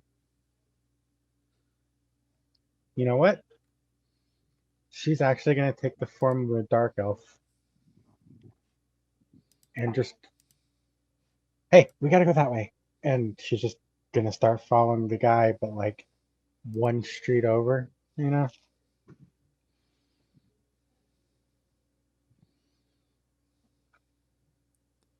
Right. Sounds like a plan. As you guys start following, you see that he's getting into a carriage. Roll me perception checks. Perception, you say? Really? That's a wonderful ability, because I now have an increase in that number. I couldn't have done that for the stealth. Shit. All right, perception.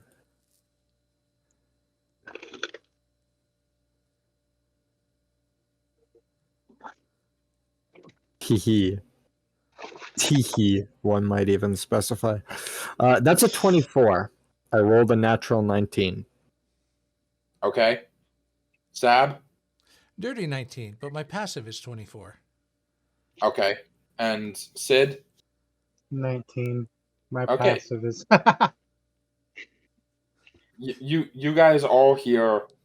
As he hails one of the taxi carriage, and you hear him say, "Scrolls Alcove, Sigil District." Which you guys, Sid, you would know that to be a stately apartment building, not too far away. Oh, great. He lives in apartments.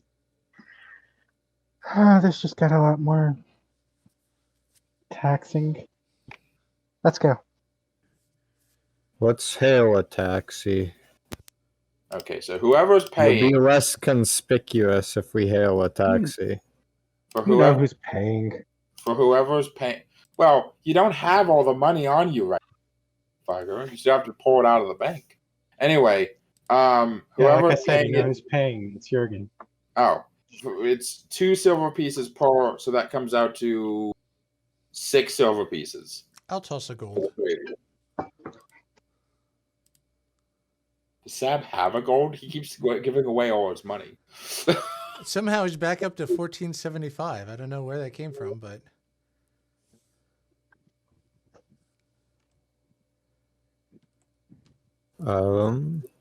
Somebody must have given me gold. I'll pay. How much does it cost? I already paid. You already paid. Sab already paid. Oh. Okay, all right, my bad. Yeah, the tavern keeper is I'm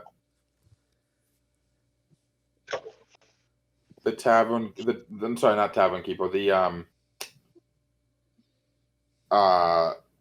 coach cab just smiles. This dwarven man. Thanks for the tip. I've been. Where you heading? I can't remember. Where did he say he was going again? The Scrolls Alcove. Scrolls Alcove. Ah, not too far away. All right, I'll get you there on lickety split. As with a little bit of luck and a little bit of a tip, you arrive very shortly after the guy you guys are following.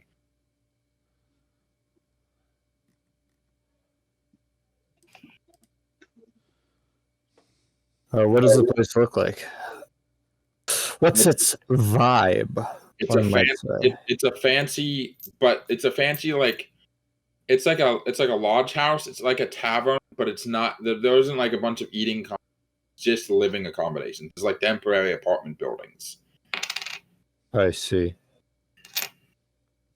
So what's the plan? Do we talk to him? Do we follow him? Do we abduct him? What's going on? Just to clarify, what he wants from you guys, he doesn't want you guys to like do anything too harsh. All he really wants is for you guys to get the truth about what he's doing and his motives back to Iwo. Iwo wants you to like bring him information, like for you to find out what this guy is doing and then bring that information back to him.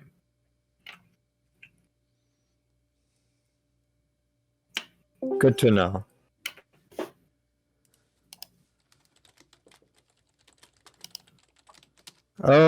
Right. So I think it would probably be best if we just laid low, followed him a bit, see what he's up to, and then determine from there. No, I am kind of conspicuous, so I'm a bit recognizable too.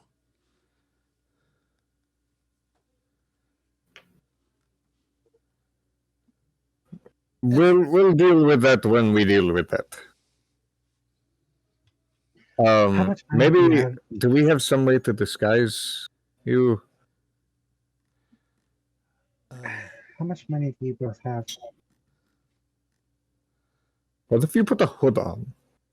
Like, Hold on. Okay. 1 gold, 2 gold, 3, 4. Yeah, okay. Jurgen, take off your armor. Not now. You do that back at Bathhouse. No, just look normal, okay? And she's gonna use her armor to make it look like she's wearing clothing, just normal clothing. All right. Hey, he's gonna take off his armor. Right. So, How about I just jog around like I'm exercising and I just keep in sight of everyone, yes? or you could be our servants, and we're on vacation, and we need to rent a room that's conveniently on the same floor as that guy.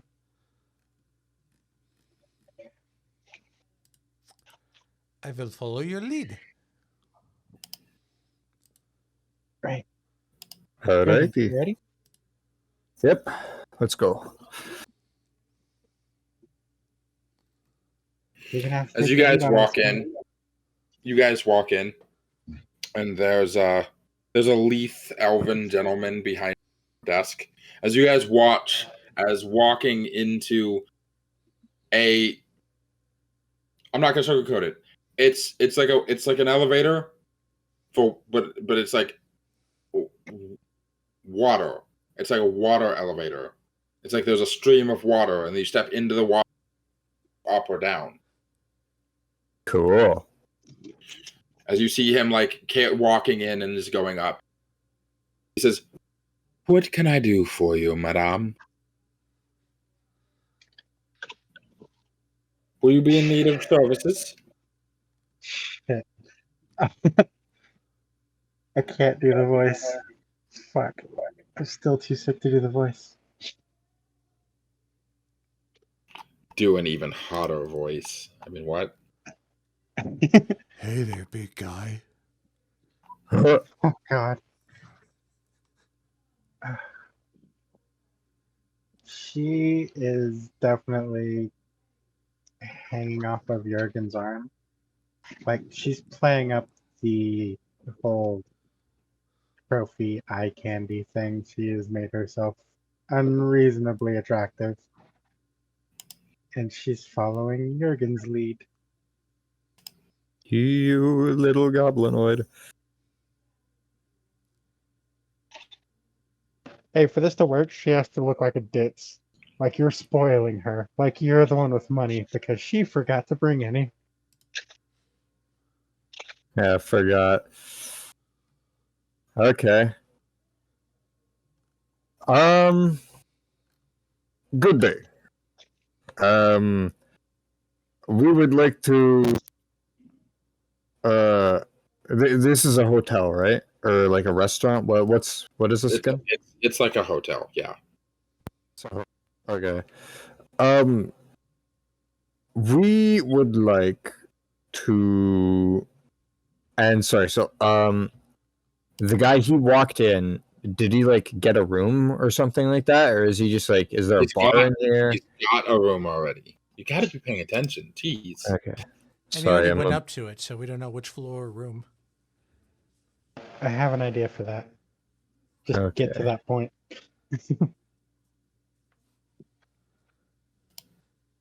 We would like to rent a room.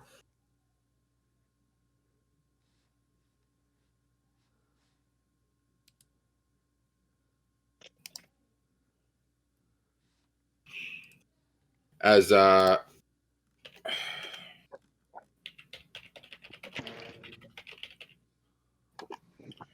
he looks at, for the three of you, monsieur. Yes. Oh. For me, my wife, and our servant. And make sure it's not one of the cheap rooms. And she looks over at the elevator. You know, that guy looked like he had good taste. Put us on that floor. I want to be on the same floor as him. This is good enough for him. It'll be good enough for us. And make sure our servant gets one lower down. I don't like him to be on the same floor as us. Needs to be reminded of his place. As you wish, madame. As he calculates a little bit and says, "Right, that will be 8 gold per day for your living accommodations, and 1 gold per day for his." That will work. So 9 gold in total per day. How many days will you be staying with us? We haven't decided. Indefinitely until we are done with our trip. How many days would you like to pay for in advance? Let's just do 2 days for now. Right. So that will come out to 18 gold pieces for 2 days. Very well. I'm going to pay the 18 gold.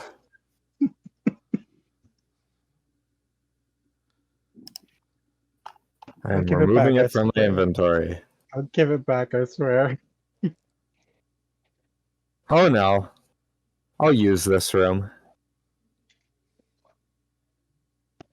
I see. Yeah. You Uh-huh. brought this on yourself.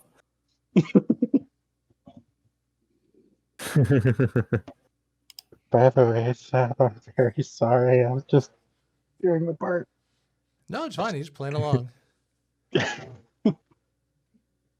What did we name the group? I don't know. What did we name? What was our name for the group again? Chromie's Conclave.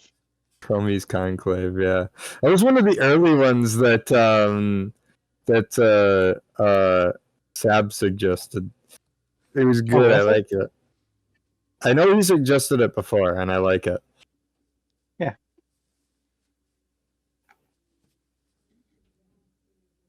I remember. We'll decide at some point.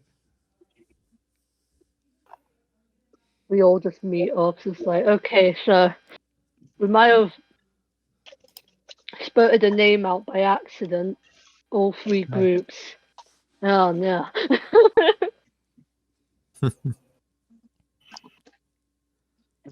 They won't know who to refer us as. They'll never see the command. We have As, like the three different groups. He gives you the keys to your room and to Sab's room. Right? I hand the keys to Sab room over to Sab because it makes sense.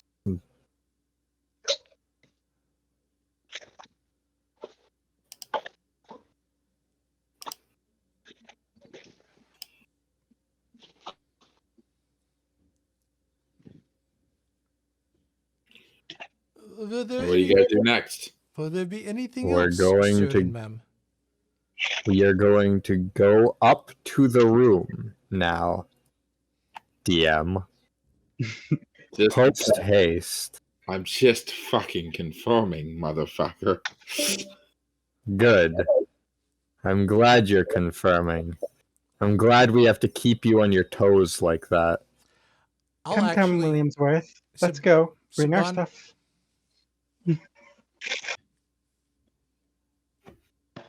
I'm sorry. Never be sorry. Continue. As you guys head up, you guys end up at the same floor as Sab is actually going to go to the floor below so that he can monitor the water vader for signs of the guy leaving. Okay. Smart. What is Jurgen's passive perception again? I'm glad you asked. 20. Sid's actively keeping a lookout because she has no passive. And my active and my passive investigation is 24. Every nook and cranny.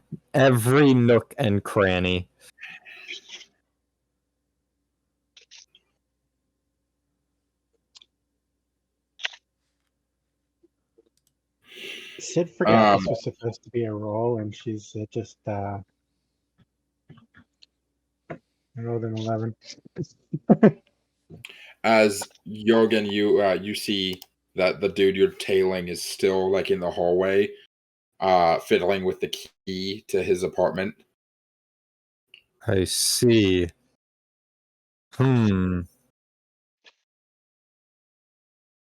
So, all right. So we're just gonna try and get information on this guy. How do we want to go about doing that? I give me 1 second. Sid, I should probably be asking this, but how do you expect to go about doing this? Well, now we know what room he's in. I think we both know I'm not exactly the espionage person here, so just checking. Right. Well, lucky for you, she's gonna do a twirl and turn into a human wearing a maid outfit. Right this way, sir. I think your room is just up ahead. Jurgen will remember this. Purely for the meme. I'm sure. But yes, she is now one of the maids leading you towards your room. Oh, is he jangling with the like the keys? Is he trying to figure out which one's the right key type shit? Yeah, he's got like a whole key ring, and he's like trying to figure out which key is his to get into the into his room. That's what he's doing right now. I am going to go over and I'm going to say, hello.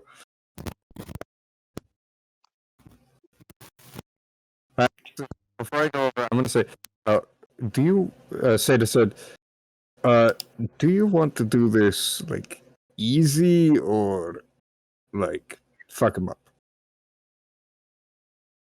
We're not getting paid to hurt him, we're getting paid to spy on him. Hurting costs extra. Okay, I guess. Actually, yeah, that's true. That is true. All right, never mind then. Which I'm assuming is like right next to his, something like that. Yeah. By the way, you get my DM? Yes. Okay. I might do this, depending. As they get up there, she'll motion to their room. All right, sir, here we are. This is your room. Do you need anything else? Oh, sir. She'll turn to the other man. Do you need help getting into your room? No. I'm fine. I understand. Those things can get really janky sometimes. They're rather annoying.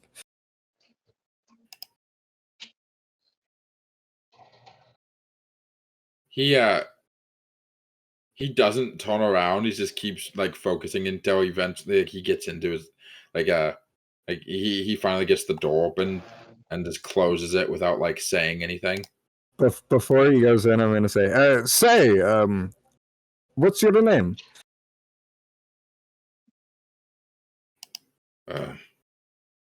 Minder.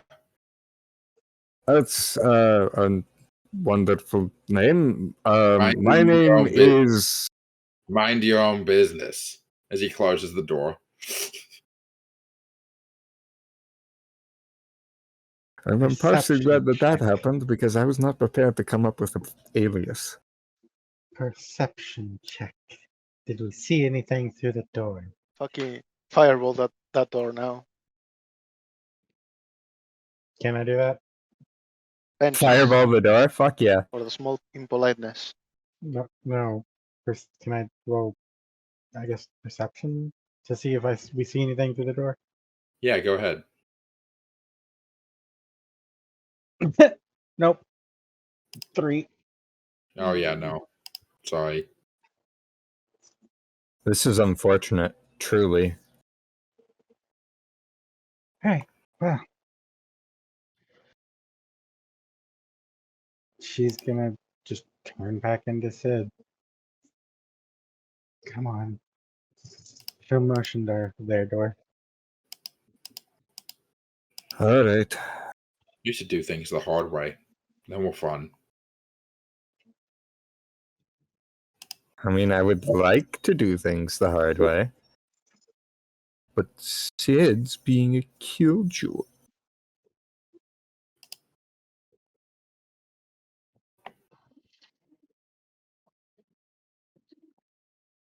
Actually, screw it. from the hallway, she's going to cast Detect Magic. Detect magic detects all magic items, right? And like spells that are left over onto people. It just says you sense the presence of magic within 30 feet of you. All right, cool. Yeah, there's magic in his room. I have a possibility of how we might be able to do this. I've been practicing a bit with my ability to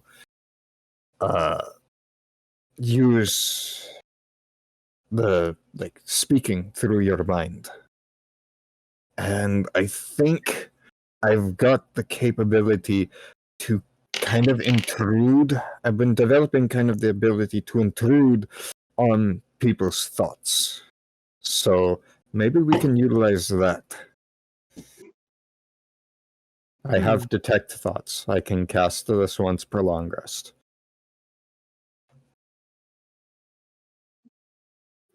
What do you think? You could. And if that doesn't work, she's gonna like motion down her body and transform into a guard, armor and all.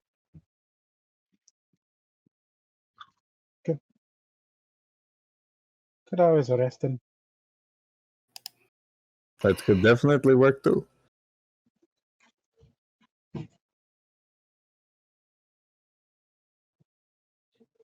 Try your thing first.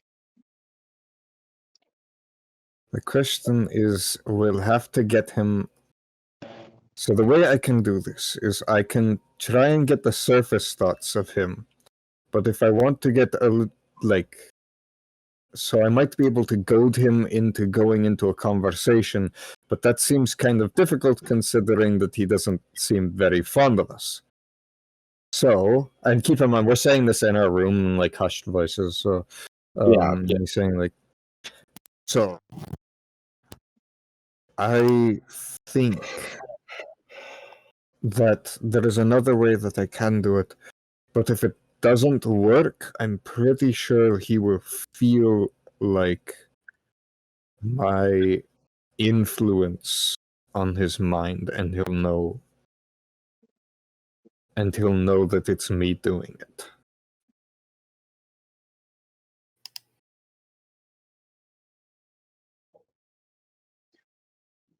How much do I know about the Cobalt Soul? They are very like generally like overall the whole group or just the like local group. I'm just wondering if Sid would know enough to be able to disguise herself as one, just in case he did feel that, and then she could play it off as it was her doing Cobalt Reserve stuff. Okay, so either way, they know that I'm probing into their mind, whether they succeed or fail. Physically, you could easily replicate one, but that's not quite the same thing as being able to easily like pretend to be one, like in post, like when talking to people. So that would be a deception check. That'd be like a Right, but I'm trying to think of if she would even think of that as an option, because she is old enough to have heard about it, I think, but I don't know. I mean, that's sort of up to you, I think. Okay. Well, that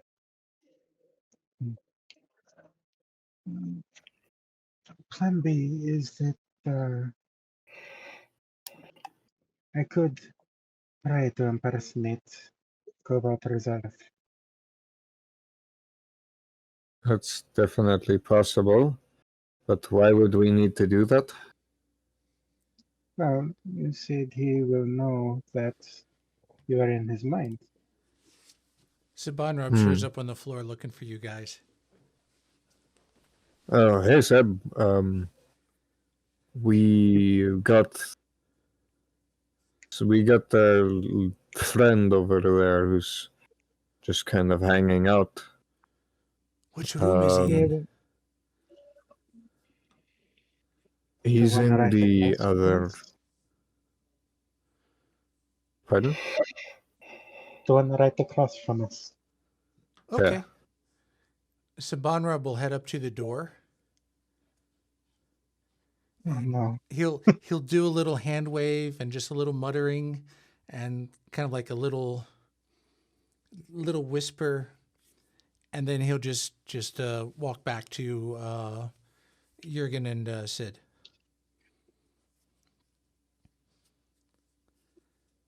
What you doing there, buddy?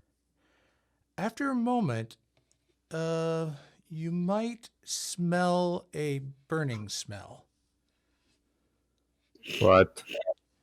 Right, We're not supposed to kill him. And then You know that, Sabanrab right? goes back down to his other floor to watch the water vader.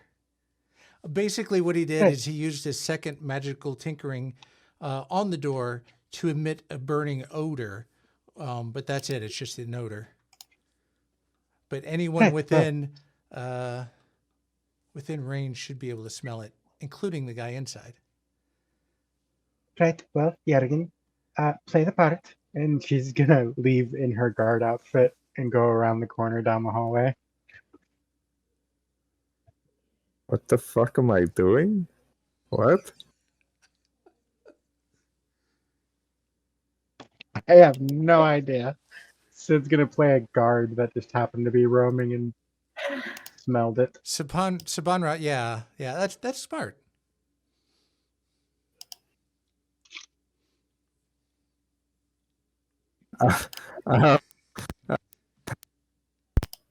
Fuck. What do I do? Yell fire, maybe? It's gonna draw way too much attention than what we need. What we need is to figure out what he's doing. And just as a disclaimer, the smell only emits up to 10 feet away, so it's not like the whole building is going to smell it. It's just who's ever close to that door. You know what? Actually set the door on fire. That'd be funny. I just want to clarify that this is quite literally. If the entire party was here, this wouldn't be any easier for you guys, because knowing this party, this is the equivalent of trying to open an already unlocked door because you keep pushing and all you have to do is pull. And I love it. These moments is a deep. Wait. You know what? Fuck it. Shit. You know what? Fuck it. We're playing. Fuck it. I'm just abducting this guy. We'll figure out more information later. I am going to go and knock on the door.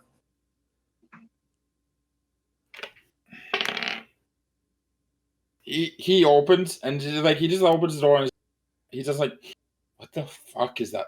I grab his neck and begin fucking beating the shit out of him. I grab him right at the fucking throat, so he can't scream.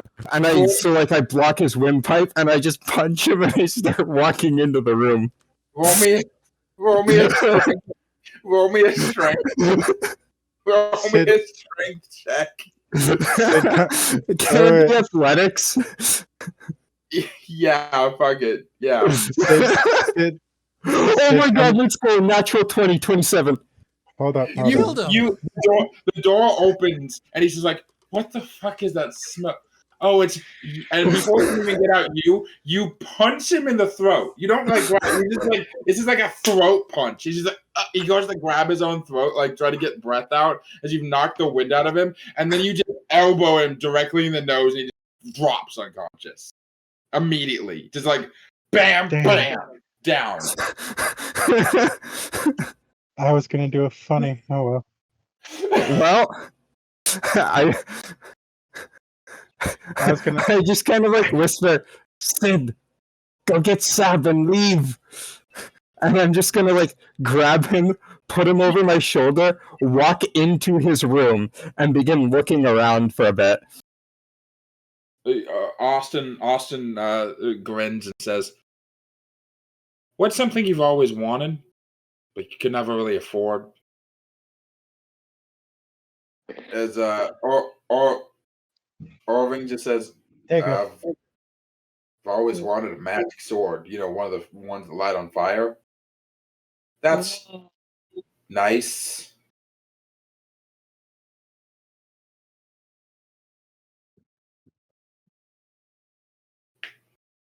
I guess there's this one thing, but I don't think we can really get it. Well, you hold on to that. You hold on to that memory of whatever it is you want to get. Maybe we'll get it custom made. As he pulled something out of like his like coat pocket, of like not the coat pocket, but like his waist, like a pouch along his belt. As you walk in and you see that this bank out the sign out front. It says International Bank of Amon.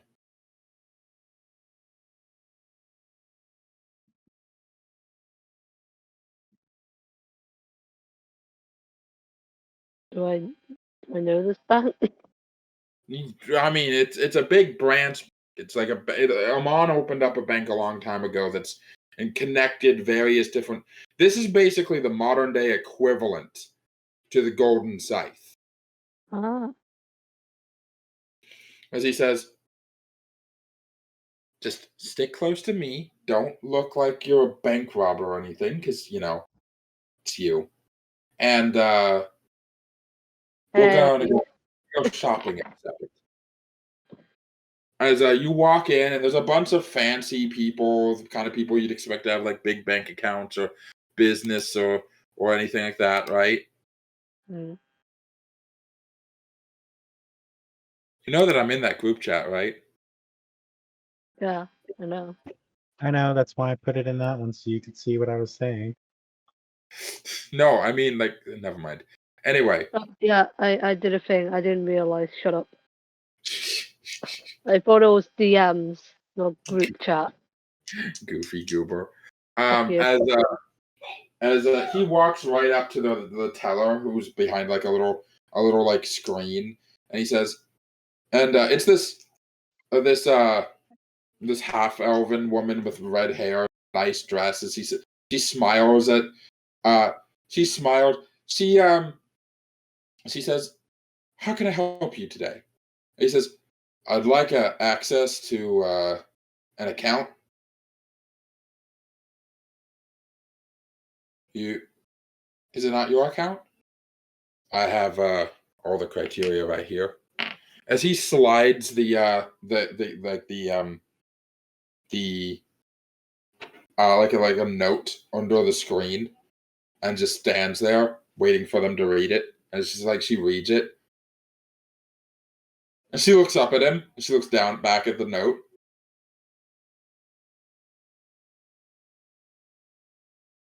Miss Silverlight?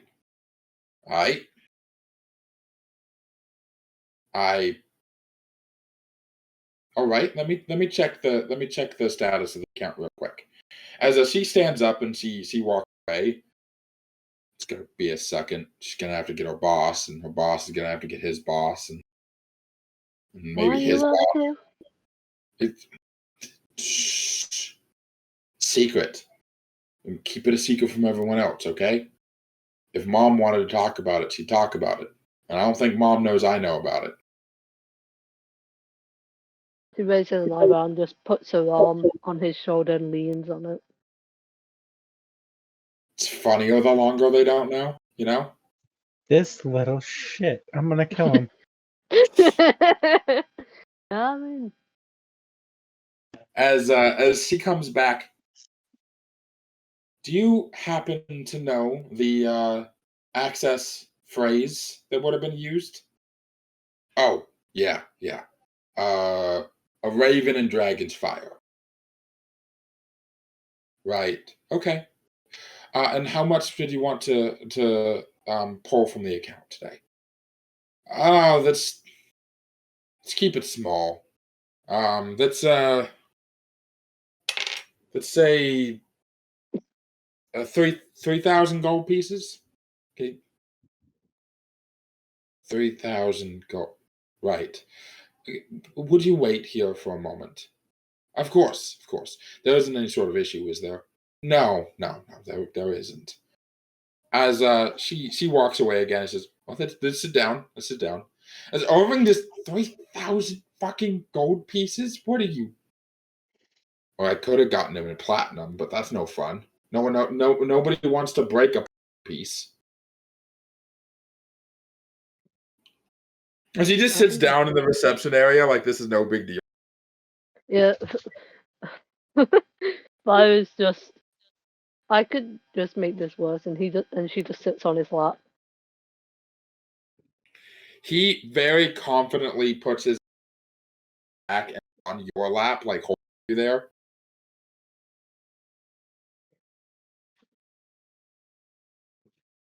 So what were you thinking? Sid's mum senses are tingling. My bank account. Sorry, continue. So what were you thinking? Custom clothes, painting. I'm thinking a nice marble statue of myself to put next to the giraffe. You know your mom's going to kill you. That. Indeed, she is. But any sacrifice is one I'm willing to make for you. You get to kiss on the cheek. Roll sleight of hand real quick. Contested sleight of hand. Oh, okay.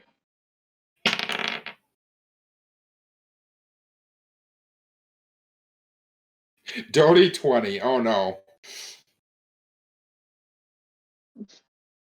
Just keep in mind, I suck at being a rogue, apparently. My dice hate me.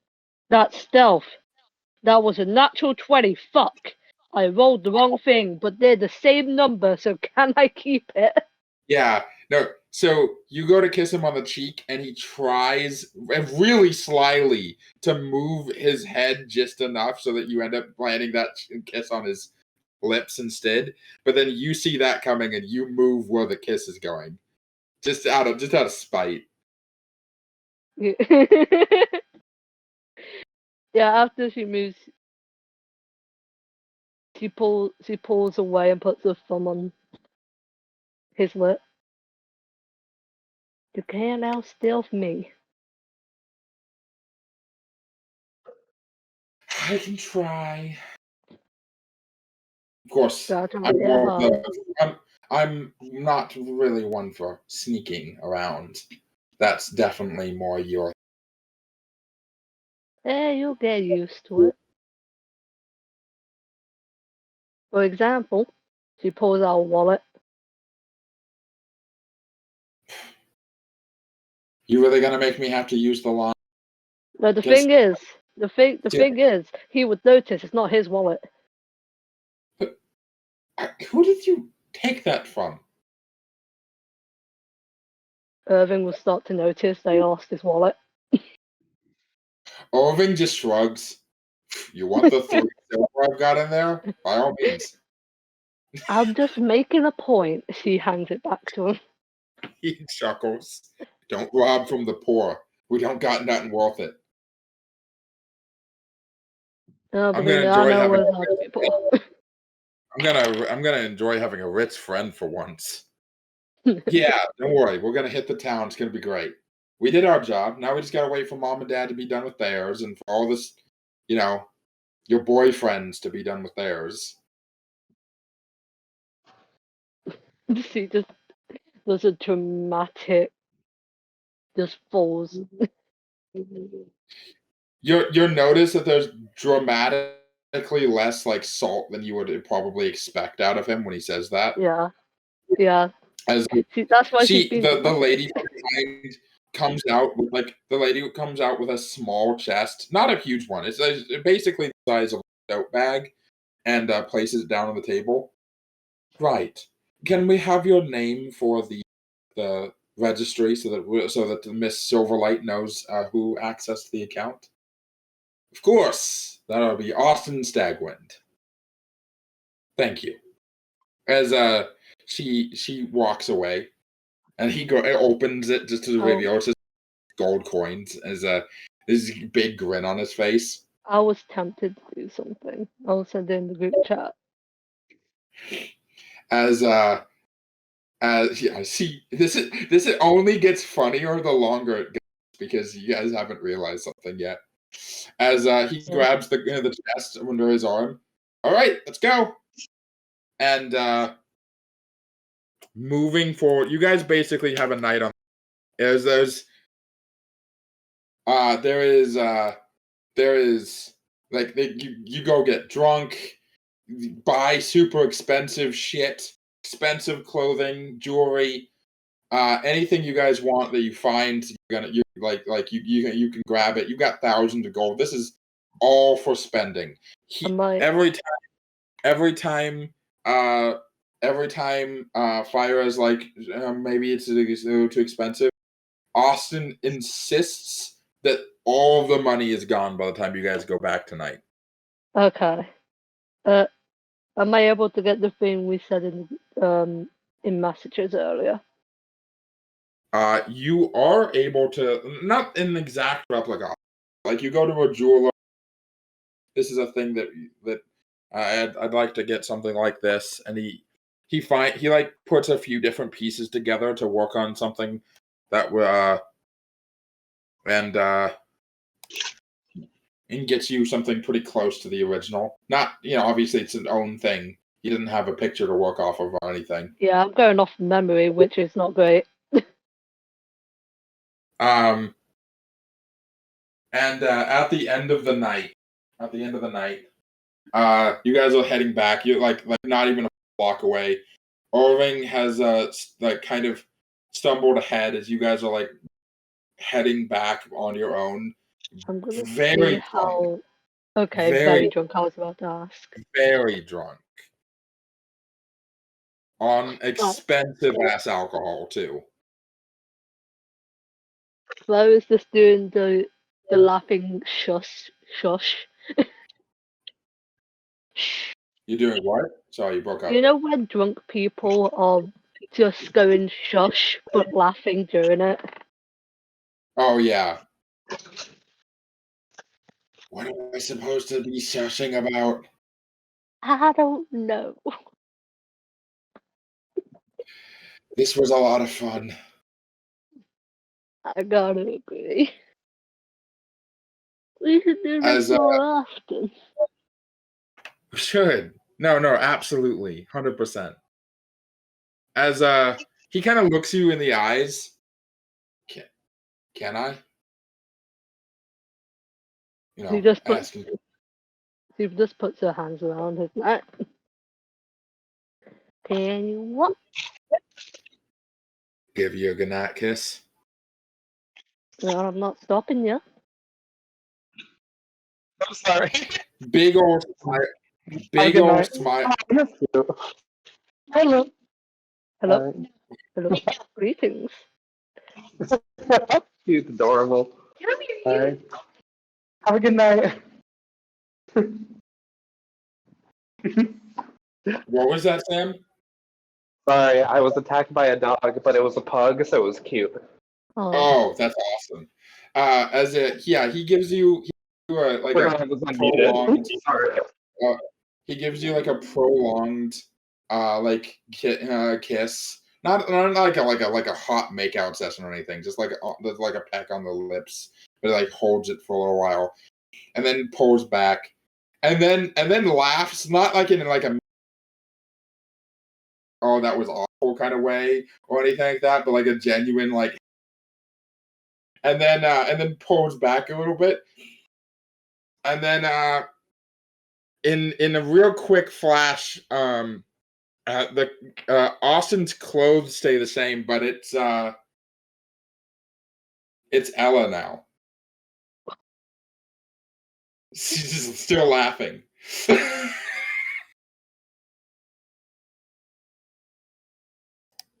I was just like processing.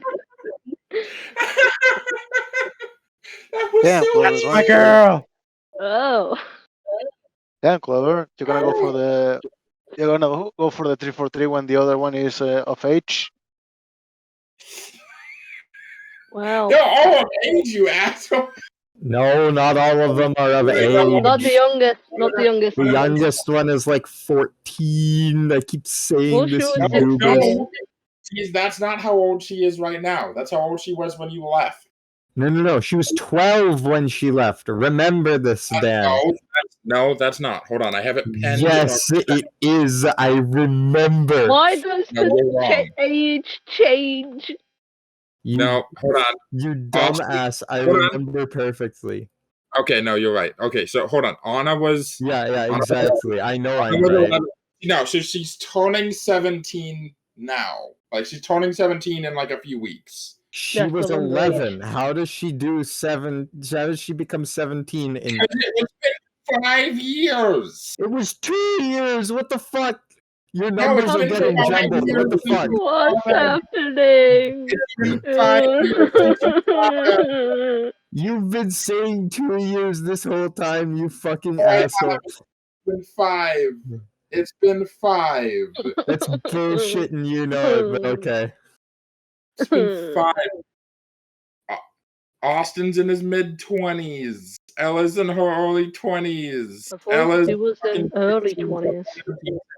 Anyway, so yeah, Ella just smirking at you with the most shit-eating grin, genuinely enjoying them. Just like the most gotcha face.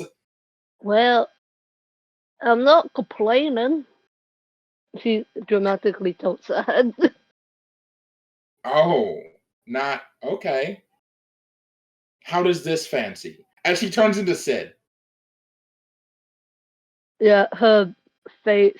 She was smiling when she said that, but her face drops. No, not into mom. Well, No, she should change back to herself. I've been practicing, and I really needed this. Thank you. Well, I'm glad to help. She like drunkenly pats her cheek. You're a good kisser. You're not bad yourself. Just so that we're clear, my brother took that money out of the account when mom finds out. Got it. He's gonna be so confused. I need to sit down. As you guys get back last, as I'm gonna recap what would have happened with Jurgen, Sid, and Sab. You handed the dude over to the cops. The cops didn't guards. We were bringing him back to the dude. Oh, to the dude, not to the guard, because he didn't. They don't have a place to keep him at the place. He wanted you to turn him over to the guard. Yeah, but we can just like talk. We could just like say, hey, we got your guy. If you want to interrogate him, you can. We've already got this incriminating evidence on him, but like, if you don't want to interrogate him, just chuck him over to the cops. Fair enough. So the end result. We got him. He's no problem now. The end result is you guys he gives you one of 2 connected tailstones and says that he'll be in contact. He kind of nods and says he kind of acknowledges you guys essentially members of the Cobalt Soul at this point. Like he trusts you to get the job done. Like if you need more work, if you want more help, like if you need additional training, especially, like by all means, they got you. And as additional reward for the help, you guys can keep the staff of the Adder. We're not going to keep that anyway. One of us is from the Empire. It goes back to the Empire in the hands of us, these trusted representatives of the Imperial law. and justice. We are definitely trusted representatives of the Empire. Yes, you can trust us. See, the difference is I actually am, so fuck you.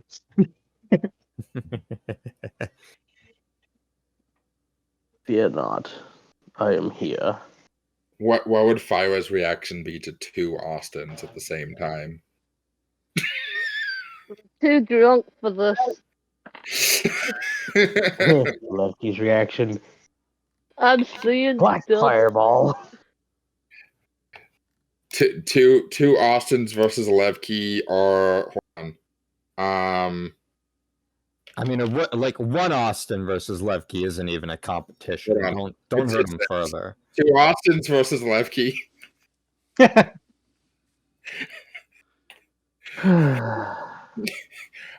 would also be All two of it- Jurgens if he hurts either of the children, so. Yeah, y'all just trying to get Austin murdered. I'm alone. I'm sorry that you're No. I'm sorry On the that you're out. contrary.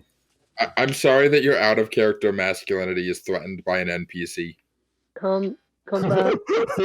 Everyone, Man. come back and deal with the 3 drunk people. But yes, so you guys have an in. You guys absolutely have an in with the corporate soul. Also, Xila, presumably they're going to send you guys a letter. If you give us to pursue that letter, you guys might end up with an N in with the consortium. But that's a conversation to have with the rest of the group, because the Cobalt Soul is a guarantee in. Like, they've already proven themselves. The consortium still needs to see your shit and still needs to decide if you guys are worth their time. And We still have our in regardless. yeah, you guys have your in even if the consortium doesn't work out. You know that the consortium and the Cobalt Soul, they don't get along. So if you problem. if you pursue That down does sound like a blame problem. if you pursue down the path on one too far, the other one is just gonna lock you guys all out. Solid. I agree. Honestly. Because I had this. It all depends on what we're trying to gain from each of these people. Out of character, I kind of had the idea to join the Cobalt Soul. Out of Oh, character, you Sid have an already in. did. Sid Well, already you did. better Out of start character. getting on the good side of Jurgen then. What? Then, now that that's been brought up, Now what happens next? Intrigued. which is more important? So Let's so see. as hold Join on. Jurgen. Meet Lefty. Everybody else is already back. So like the not all of the rivals are back yet, but like everybody else, Vinthara's already gone to bed early, but everybody else is back already. You know, Jurgen, Sarhorn, Sabanrab, Levki, Sid, Xila. You're all like hanging out in the main foyer, just like discussing what's happened today, like mid conversation. So like that's where we're cutting to right now, like mid conversation, like talking about what you guys did today. So it's all just deciding what information it is that we really need from them, and then we'll see how everyone else did, and we'll see everything they can offer, and decide what we need, and decide our goals from there. Oh, hi everyone, what's up? And you can like fill me in because Sarhorn was just Dead inside. dissociating the whole morning. No, dissociating. Dead inside. Got it. That's what we got. Orving walks in as you guys are having the and he is super drunk. He's just like giggling to himself, and he just looks over. hey guys, I need to go lay down. I had way too much to. Whew. You mean just the right amount? You guys, we went to the college place, right? The chateau thingy. They wouldn't even open the gates for us, but we left a message, and they said they'd send us a letter if they wanted to work with us. So I didn't know what your group was called. Apparently, according to Phyra, she said you guys were called the Magic 8 Balls or something. Oh, I Well, thought we we- decided on the Chromies Conclave. that's what we told the other guy. Yeah. Were we the warden? Honestly, I think my That guess sounds not like a to really say stupid that. name. Who would come up with the Wardens? The red word. Yeah, we talked about it in the pile of gold. Eh, That sounds It like doesn't- a really stupid name. Way too edgy. I'm debating Stop. having Phyra burst in, going, "Move, bitch, get out the way." You do that. You just like shove Irving, and he just falls over, and he just starts laughing. As How was your time? So no luck with the Legions of Allsight then. Austin seems to be the only one that's actually like kind of sober, and he says, "No, we didn't get anywhere with them, unfortunately. So we just went out and just like enjoyed ourselves for the rest of the day.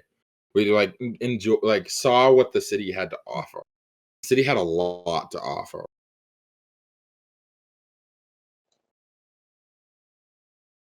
What about you? You guys have fun? I mean, we have Sarhorn, fun. You could say that, yeah. Sarhorn, you look like you could use a drink. I'm gonna go to the wine cellar and get you a drink. Oh, get me some too. I Austin, feel like if I drink anymore, I'm gonna throw up. You know how when I you're like think- telling a dog I'm going do to something? to do a lesser restoration on Phyra. Not to undrunkify her, but just to make her not about to sick. What were you saying, Sid? You know how you snap, like when you tell a dog to go somewhere specific, as like a command, Yeah. you snap and point with one hand. Yeah. Sid's gonna do that upstairs and just, Austin, no, go to bed. Last time you got drunk, you did something stupid. Now go. We all know. You think I haven't done a lot of stupid things tonight. That's funny. And he just stumbles upstairs. Sid, because it's you specifically, roll me a perception check with advantage. Oh, Oh no. I'm trying to keep in the drunk Phyra mood. Nat So 20. if I, oof, Nat Nat 20. 20. Oh, so Ooh.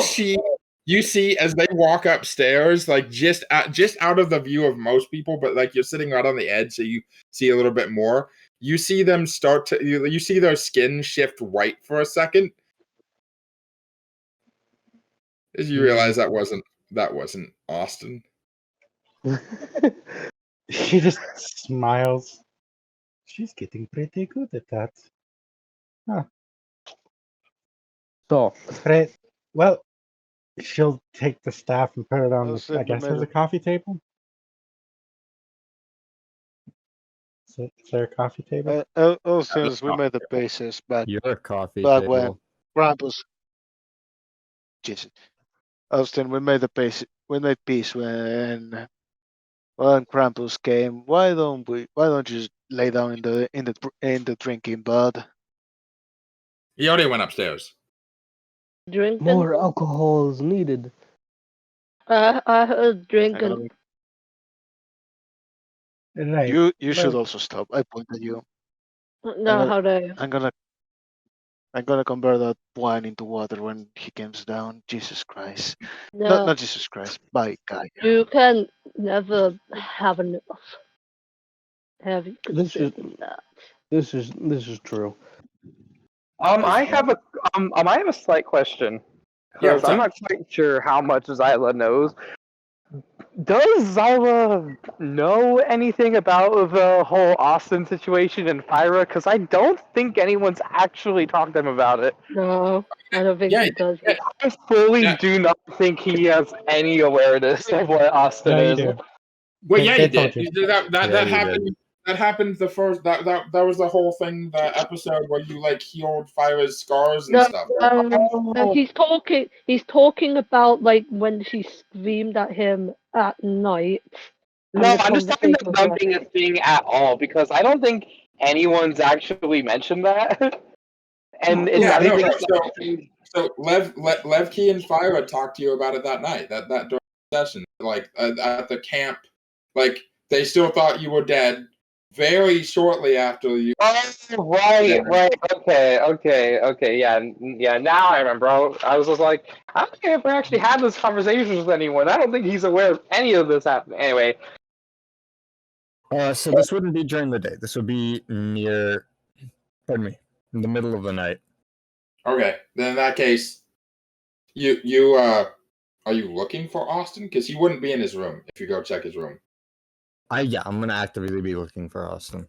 Yeah, he's in the backyard, full armor, doing what he does, like just training.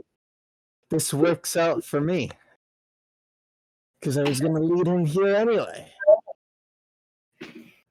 Yeah, he sees me walking out.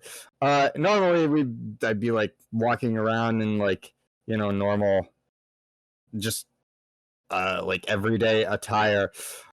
At current, I am walking out in full plate armor, all of my weapons set up, and I am going to attempt to. And you know what? No, I'm going to walk up to him, and I'm going to look at him, and I'm going to say, Austin. He stops for a moment to turn and look at you. What's wrong? I was going to ask that question to you. What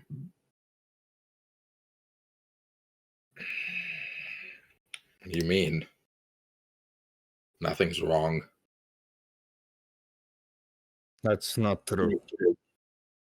I mean, we've all been different after what happened, but you're a little more than you should be. I'm just not as good at hiding it.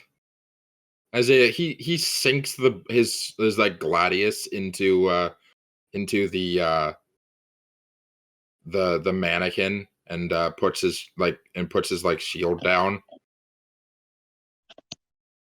Come out here to check on my mental health? No.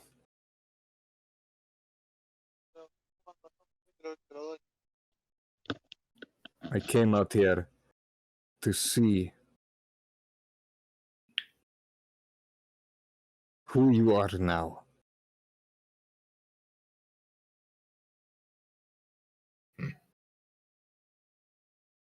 Well, frankly, I'm your son.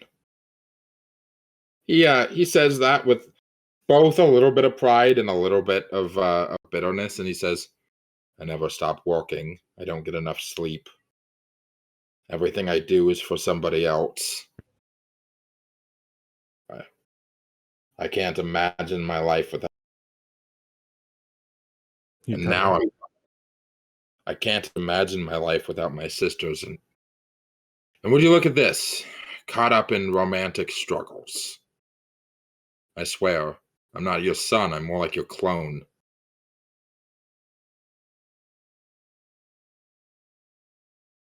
Only now you're blue.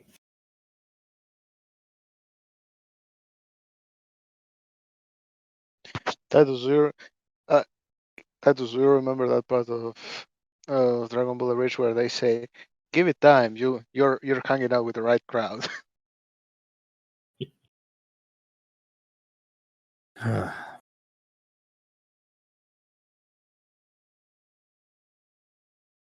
Can I insight check him? Yeah.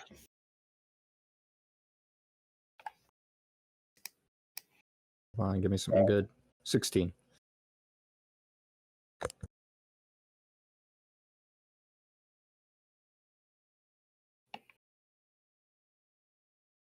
$16? Yes. Yeah, he seems to be being pretty honest with you. He long since had a realize of, but like part of him's not upset by this revelation. Like he doesn't hate you, but he's also not super fond of where that's gonna take him in life, if you know what I mean. Like he's seen the road.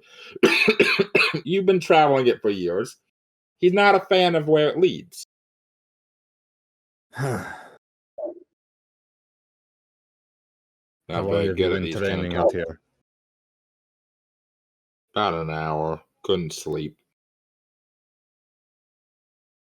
The girls Why kept not? laughing. Walls are thin. They're giggling. They've been up for hours. Let's see. It's fine. I'd rather just come out here and train than try to stop them from having fun.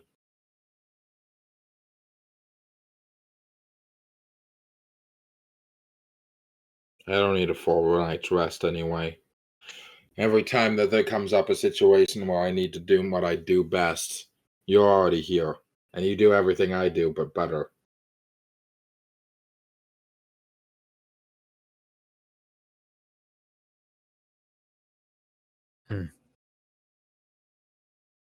He just kind of like grunts to that.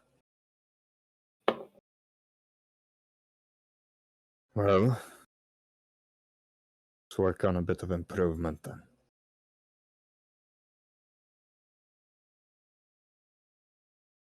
Why are you even still here?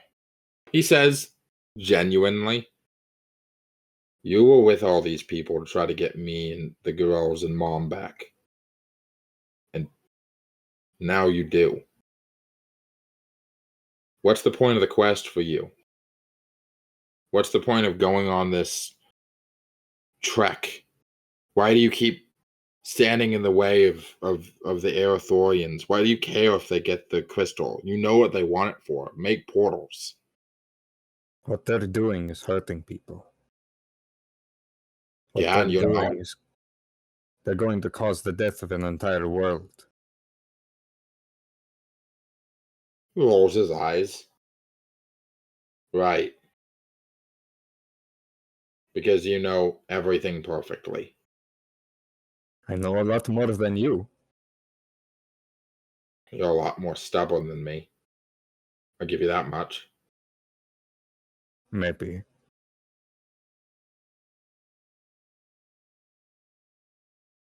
I'll give them the flack they deserve. Tricking you wasn't right. But would you really have helped if they'd been honest?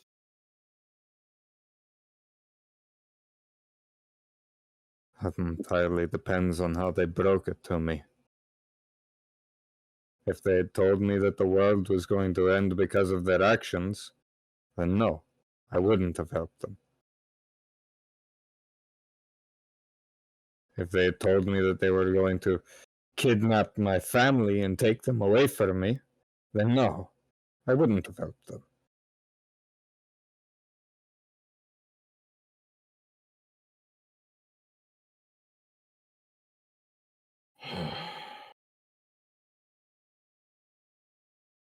It's a little bit of a divide, I guess.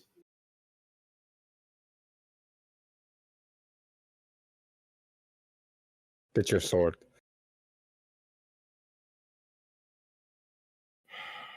What's the point?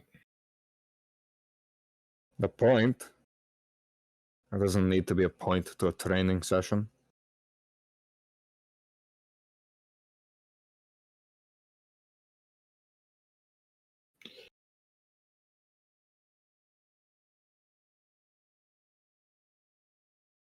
He's gonna go over and like put down a couple healing potions onto the table.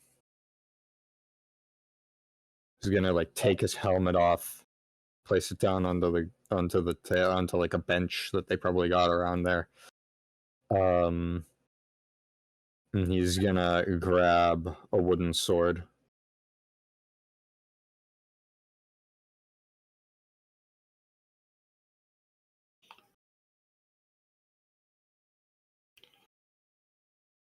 Wood?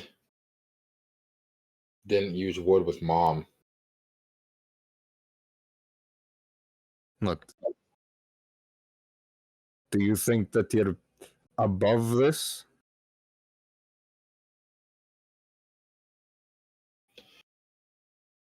He squints. I don't want to be. I'm not a kid anymore. I'm trained with a lot. I've trained with before.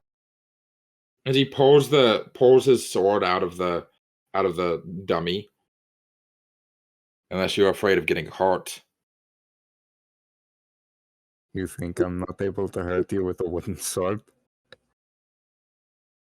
Of course you can hurt me with a metal sword. I said wooden sword. So of course you can hurt me with a wooden sword. If you can hit me. Alright. I'll give it a test then. As there's like probably like a barrel full of wooden swords along to the side. As he's just gonna throw that wooden sword at him. Your ability to throw weapons are not normally as good as the normal attack roll. Oh, I know. Yeah, he dodges the thrown one, and then he looks up. He's gonna notice something in one of the windows, and then he's gonna look down.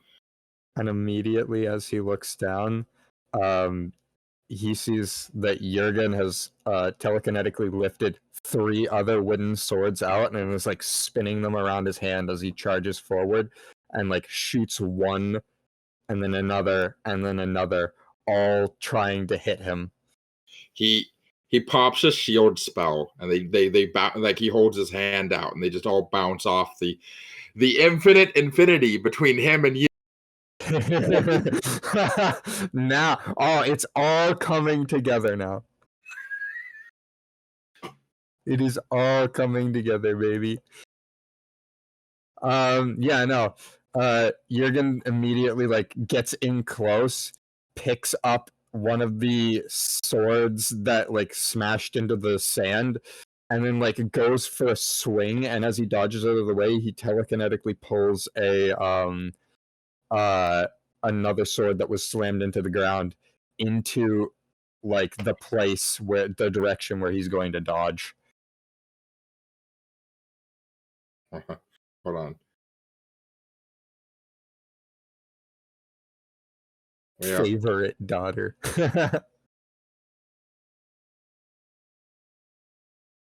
There we go.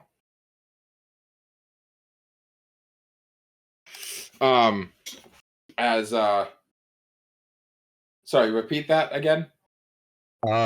As he like gets up in close, he takes a wooden stick, swings it at a wooden sword, swings it at him, and as he dodges out of the way, he uses that dodge to pull another wooden sword that was in the ground telekinetically to slam into his back. Yeah, so he slices, splintering the sword that you're like throwing up in the front, but like he misses the one from behind him as it knocks him forward with the blunt force, not doing a lot of damage like from behind, which the massive back muscles makes it like it's a pretty hard place to really hurt someone that badly with blunt, like just a wooden sword. But it does knock him a little bit closer to you. Yeah, as he immediately does that, Jurgen spins around, telekinetically pulling the other 2 swords, another sword that was on the ground, along with both of the swords that he now has, and then spins around and slams them right over top. I assume he like blocks with the metal sword, but since one of them was cut in half, he manages to slide it under and like slam it onto his shoulder.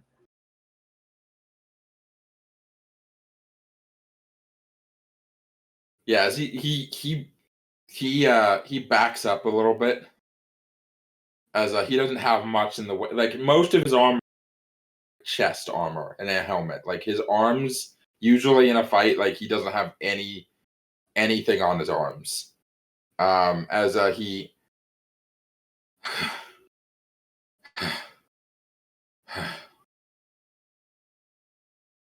He doesn't give him as like that like small moment to breathe. Starts up with an even like longer flurry as Jurgen's beginning to like go just fucking ham. He's not that great at dual wielding, but he's still like just being so aggressive that it's keeping Austin on his, that it's like forcing Austin to stay on his toes. Are you wearing your armor? He's only got like a chest plate on at the moment, I'll say. Rather than full plate, like I originally said, I'll say he's just like got a chest piece on. Works for me. As he's like barely parrying your blows, like one after another. He's going to throw his sword into the air directly above you guys.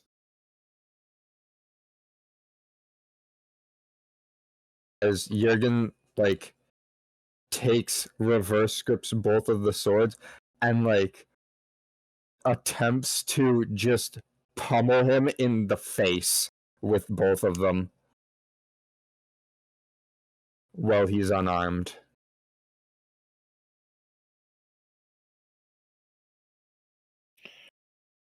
I said I know we said no dice, but make me a dex saving throw. All right.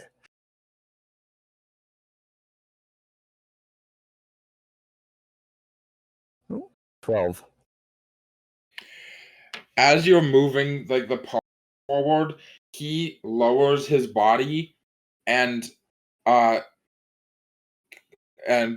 rolls his hand into a fist, and then does one of those like kung fu like close range, like really close range, like 2-inch punches into your chest armor, causing a ringing sound as he casts Shatter at a 3rd level. Yeah, as Jurgen like goes like flying back from that, he just stops for a moment. It's about time you tried to hit me.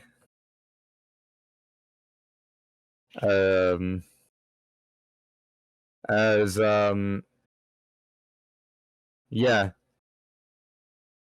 Jurgen's going to take all of the swords, and he's probably running on about like half a juice now for his telekinetic stuff, and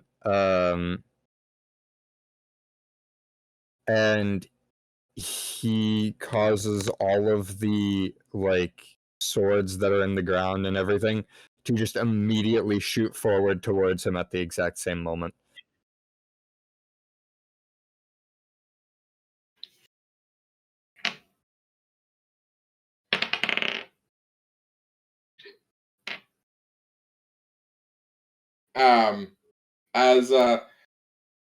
Yeah, he doesn't have a great counter for that move. As he like puts up a shield and tries to like block them individually with his sword, but nah, that's not a lot's gonna happen in that situation that works.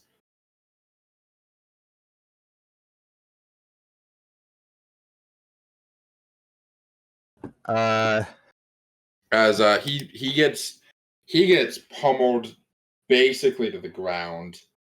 Like he's just by the end of it, he's underneath a small mountain of just swords. He's been buried alive. You see like one of his legs and one of his arms sticking out of the pile. Yeah, as Jurgen kind of walks up to that, and he looks down at him, dropping like as he's beginning to walk up, he drops both of the swords as he looks and like forces all of the swords away so that it's just him lying down on the ground. And he goes, "Oh, it looks like the Empire, the Ithorians, don't train their people as well as I thought they had." Trained to fight in groups. And that didn't work out too well for your guys either.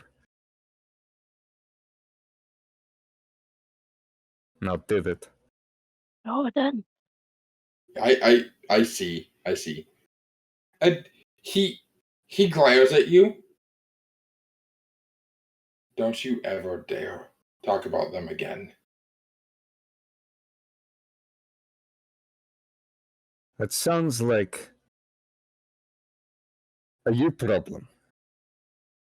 If you want to do something about it, I'm right here. He stands up.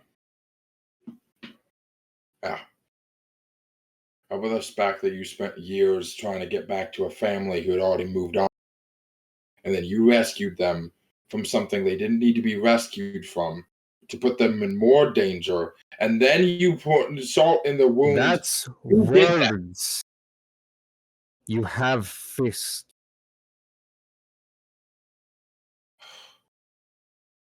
And that's all any of this is. That's the only way you know to solve a fucking problem.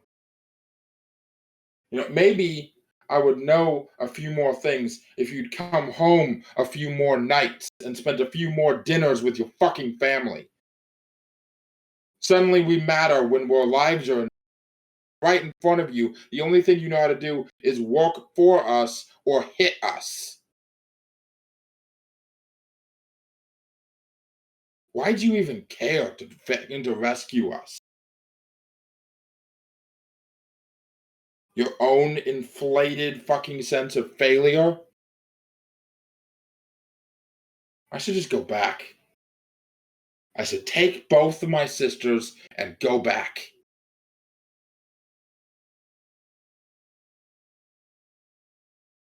What would you do to stop me? Would you kill me?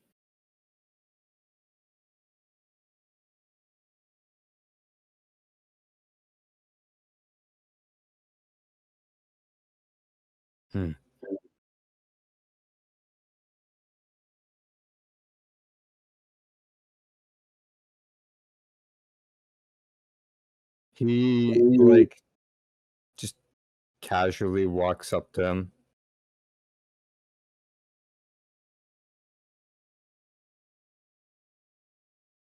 You seem to be talking about all this pent-up anger. But what's the point in just yelling at it? Do something about it.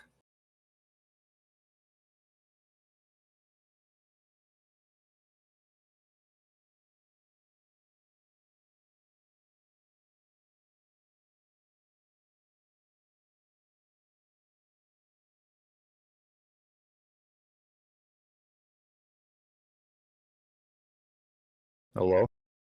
No, I'm still here. Sorry, give me a second. He just sighs.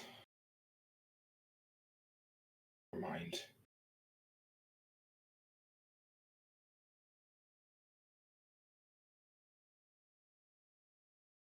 Then go ahead. Tell me what I'm doing wrong.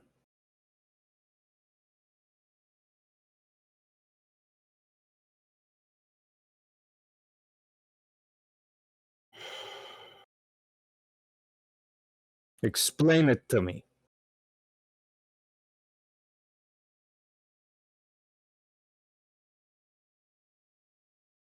It's not that. He just clenches his fists and just looks like just puts his hands on his hips and just looks back up and like just it's difficult to get the words out as he just says,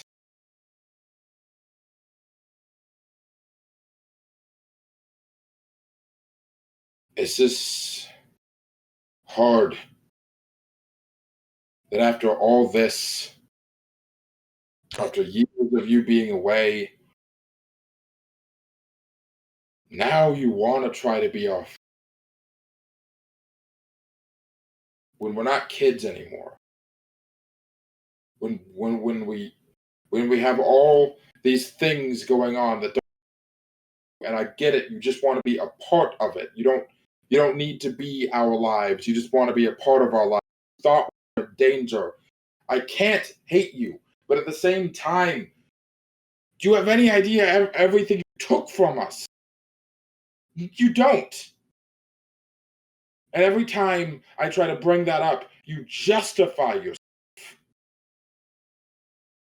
You don't stop and listen to why we might be upset. You just justify yourself and dismiss us. All I ever wanted to be was like you, and like you. You were cutting out. He starts tearing up and he says, was like you, and now I am just like you, and I hate it.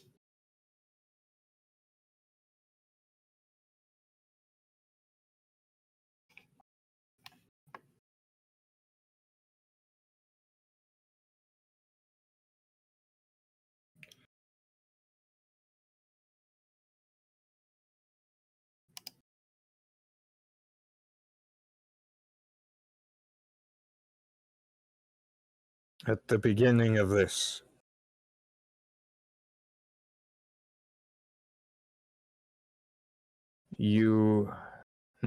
before this, when we got your sisters back, and we got your mother back, you asked me if I was going to stay with this group, if I was going to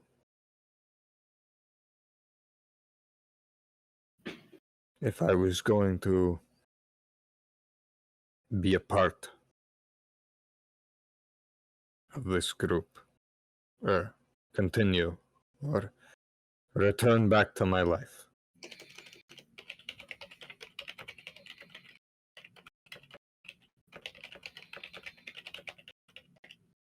I have decided that I need to see this through to the end.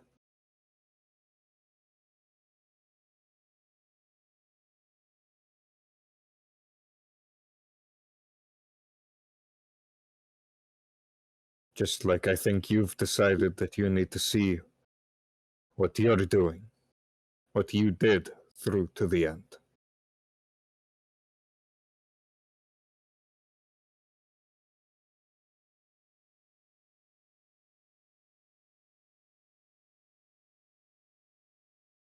You know how hard it was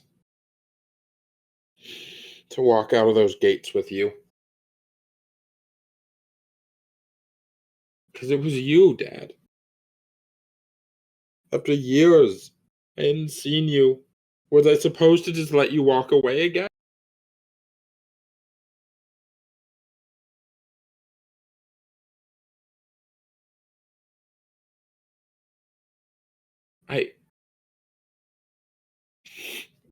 I couldn't do that.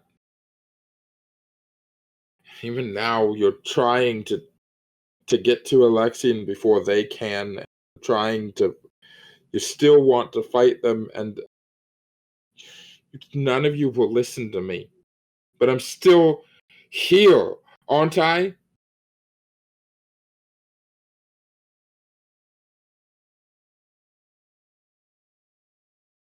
He just kind of like looks at him and nods his head.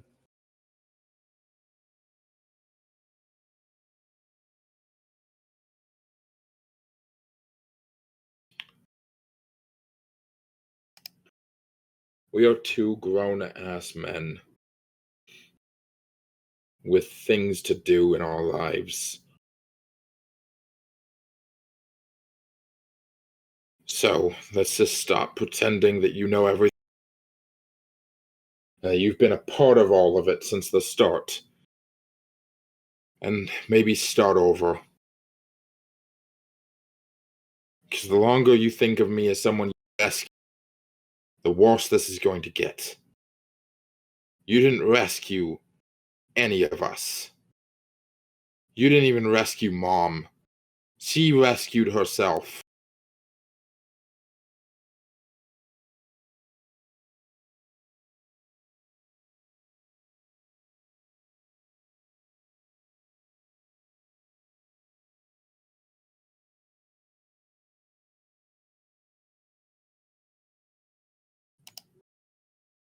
Maybe.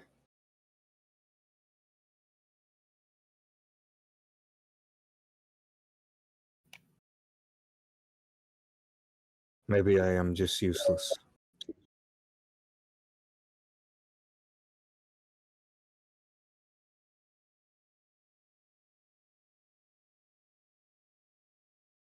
At this point,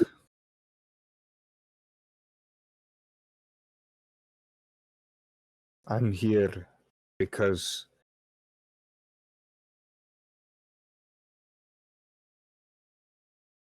my friends are seeing this through.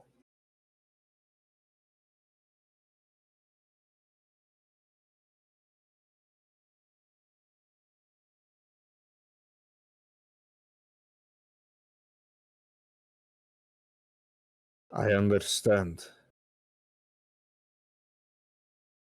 Which I'm trying to understand what you and your sisters and your mother have been through. But I don't think I ever will.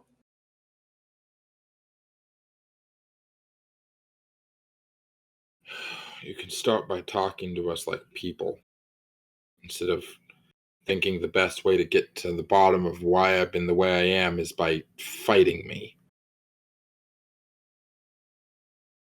Well, like your mother says you are my son, I figured it would work. And hey, kind of has. Roland is talking things over. It's not dramatically appropriate. He laughs a little bit. My sergeant said I was an orc-headed idiot. Didn't know how to follow orders.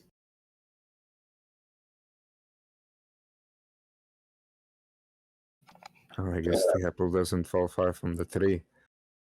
I'm pretty sure my commander said a similar thing about me when I was younger.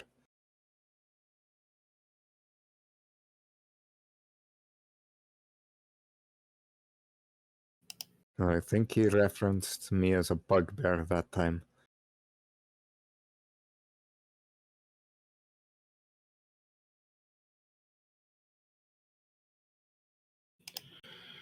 I just go inside. It's kind of hot out here. Yeah. As Clover, you did the thing, but you're too far away for them to hear anything that you would have said. So he just would have picked up the dagger on the ground. And Yeah, it would have flipped them off. He gives you bombastic side eye as he pockets the dagger. You know the face of it. You know when someone does like a shrug with their arms up, but there's no shrug. It's just like, what? Yeah. Can you hear me from here? He's yelling.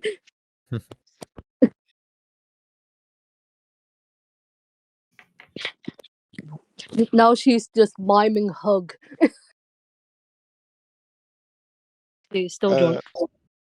I don't want to get into it. I don't want to get into that. Sorry, go ahead. You would hear Sarhorn in the background like, "Hey, Jurgen, are you done? I wanna spar too with your kid."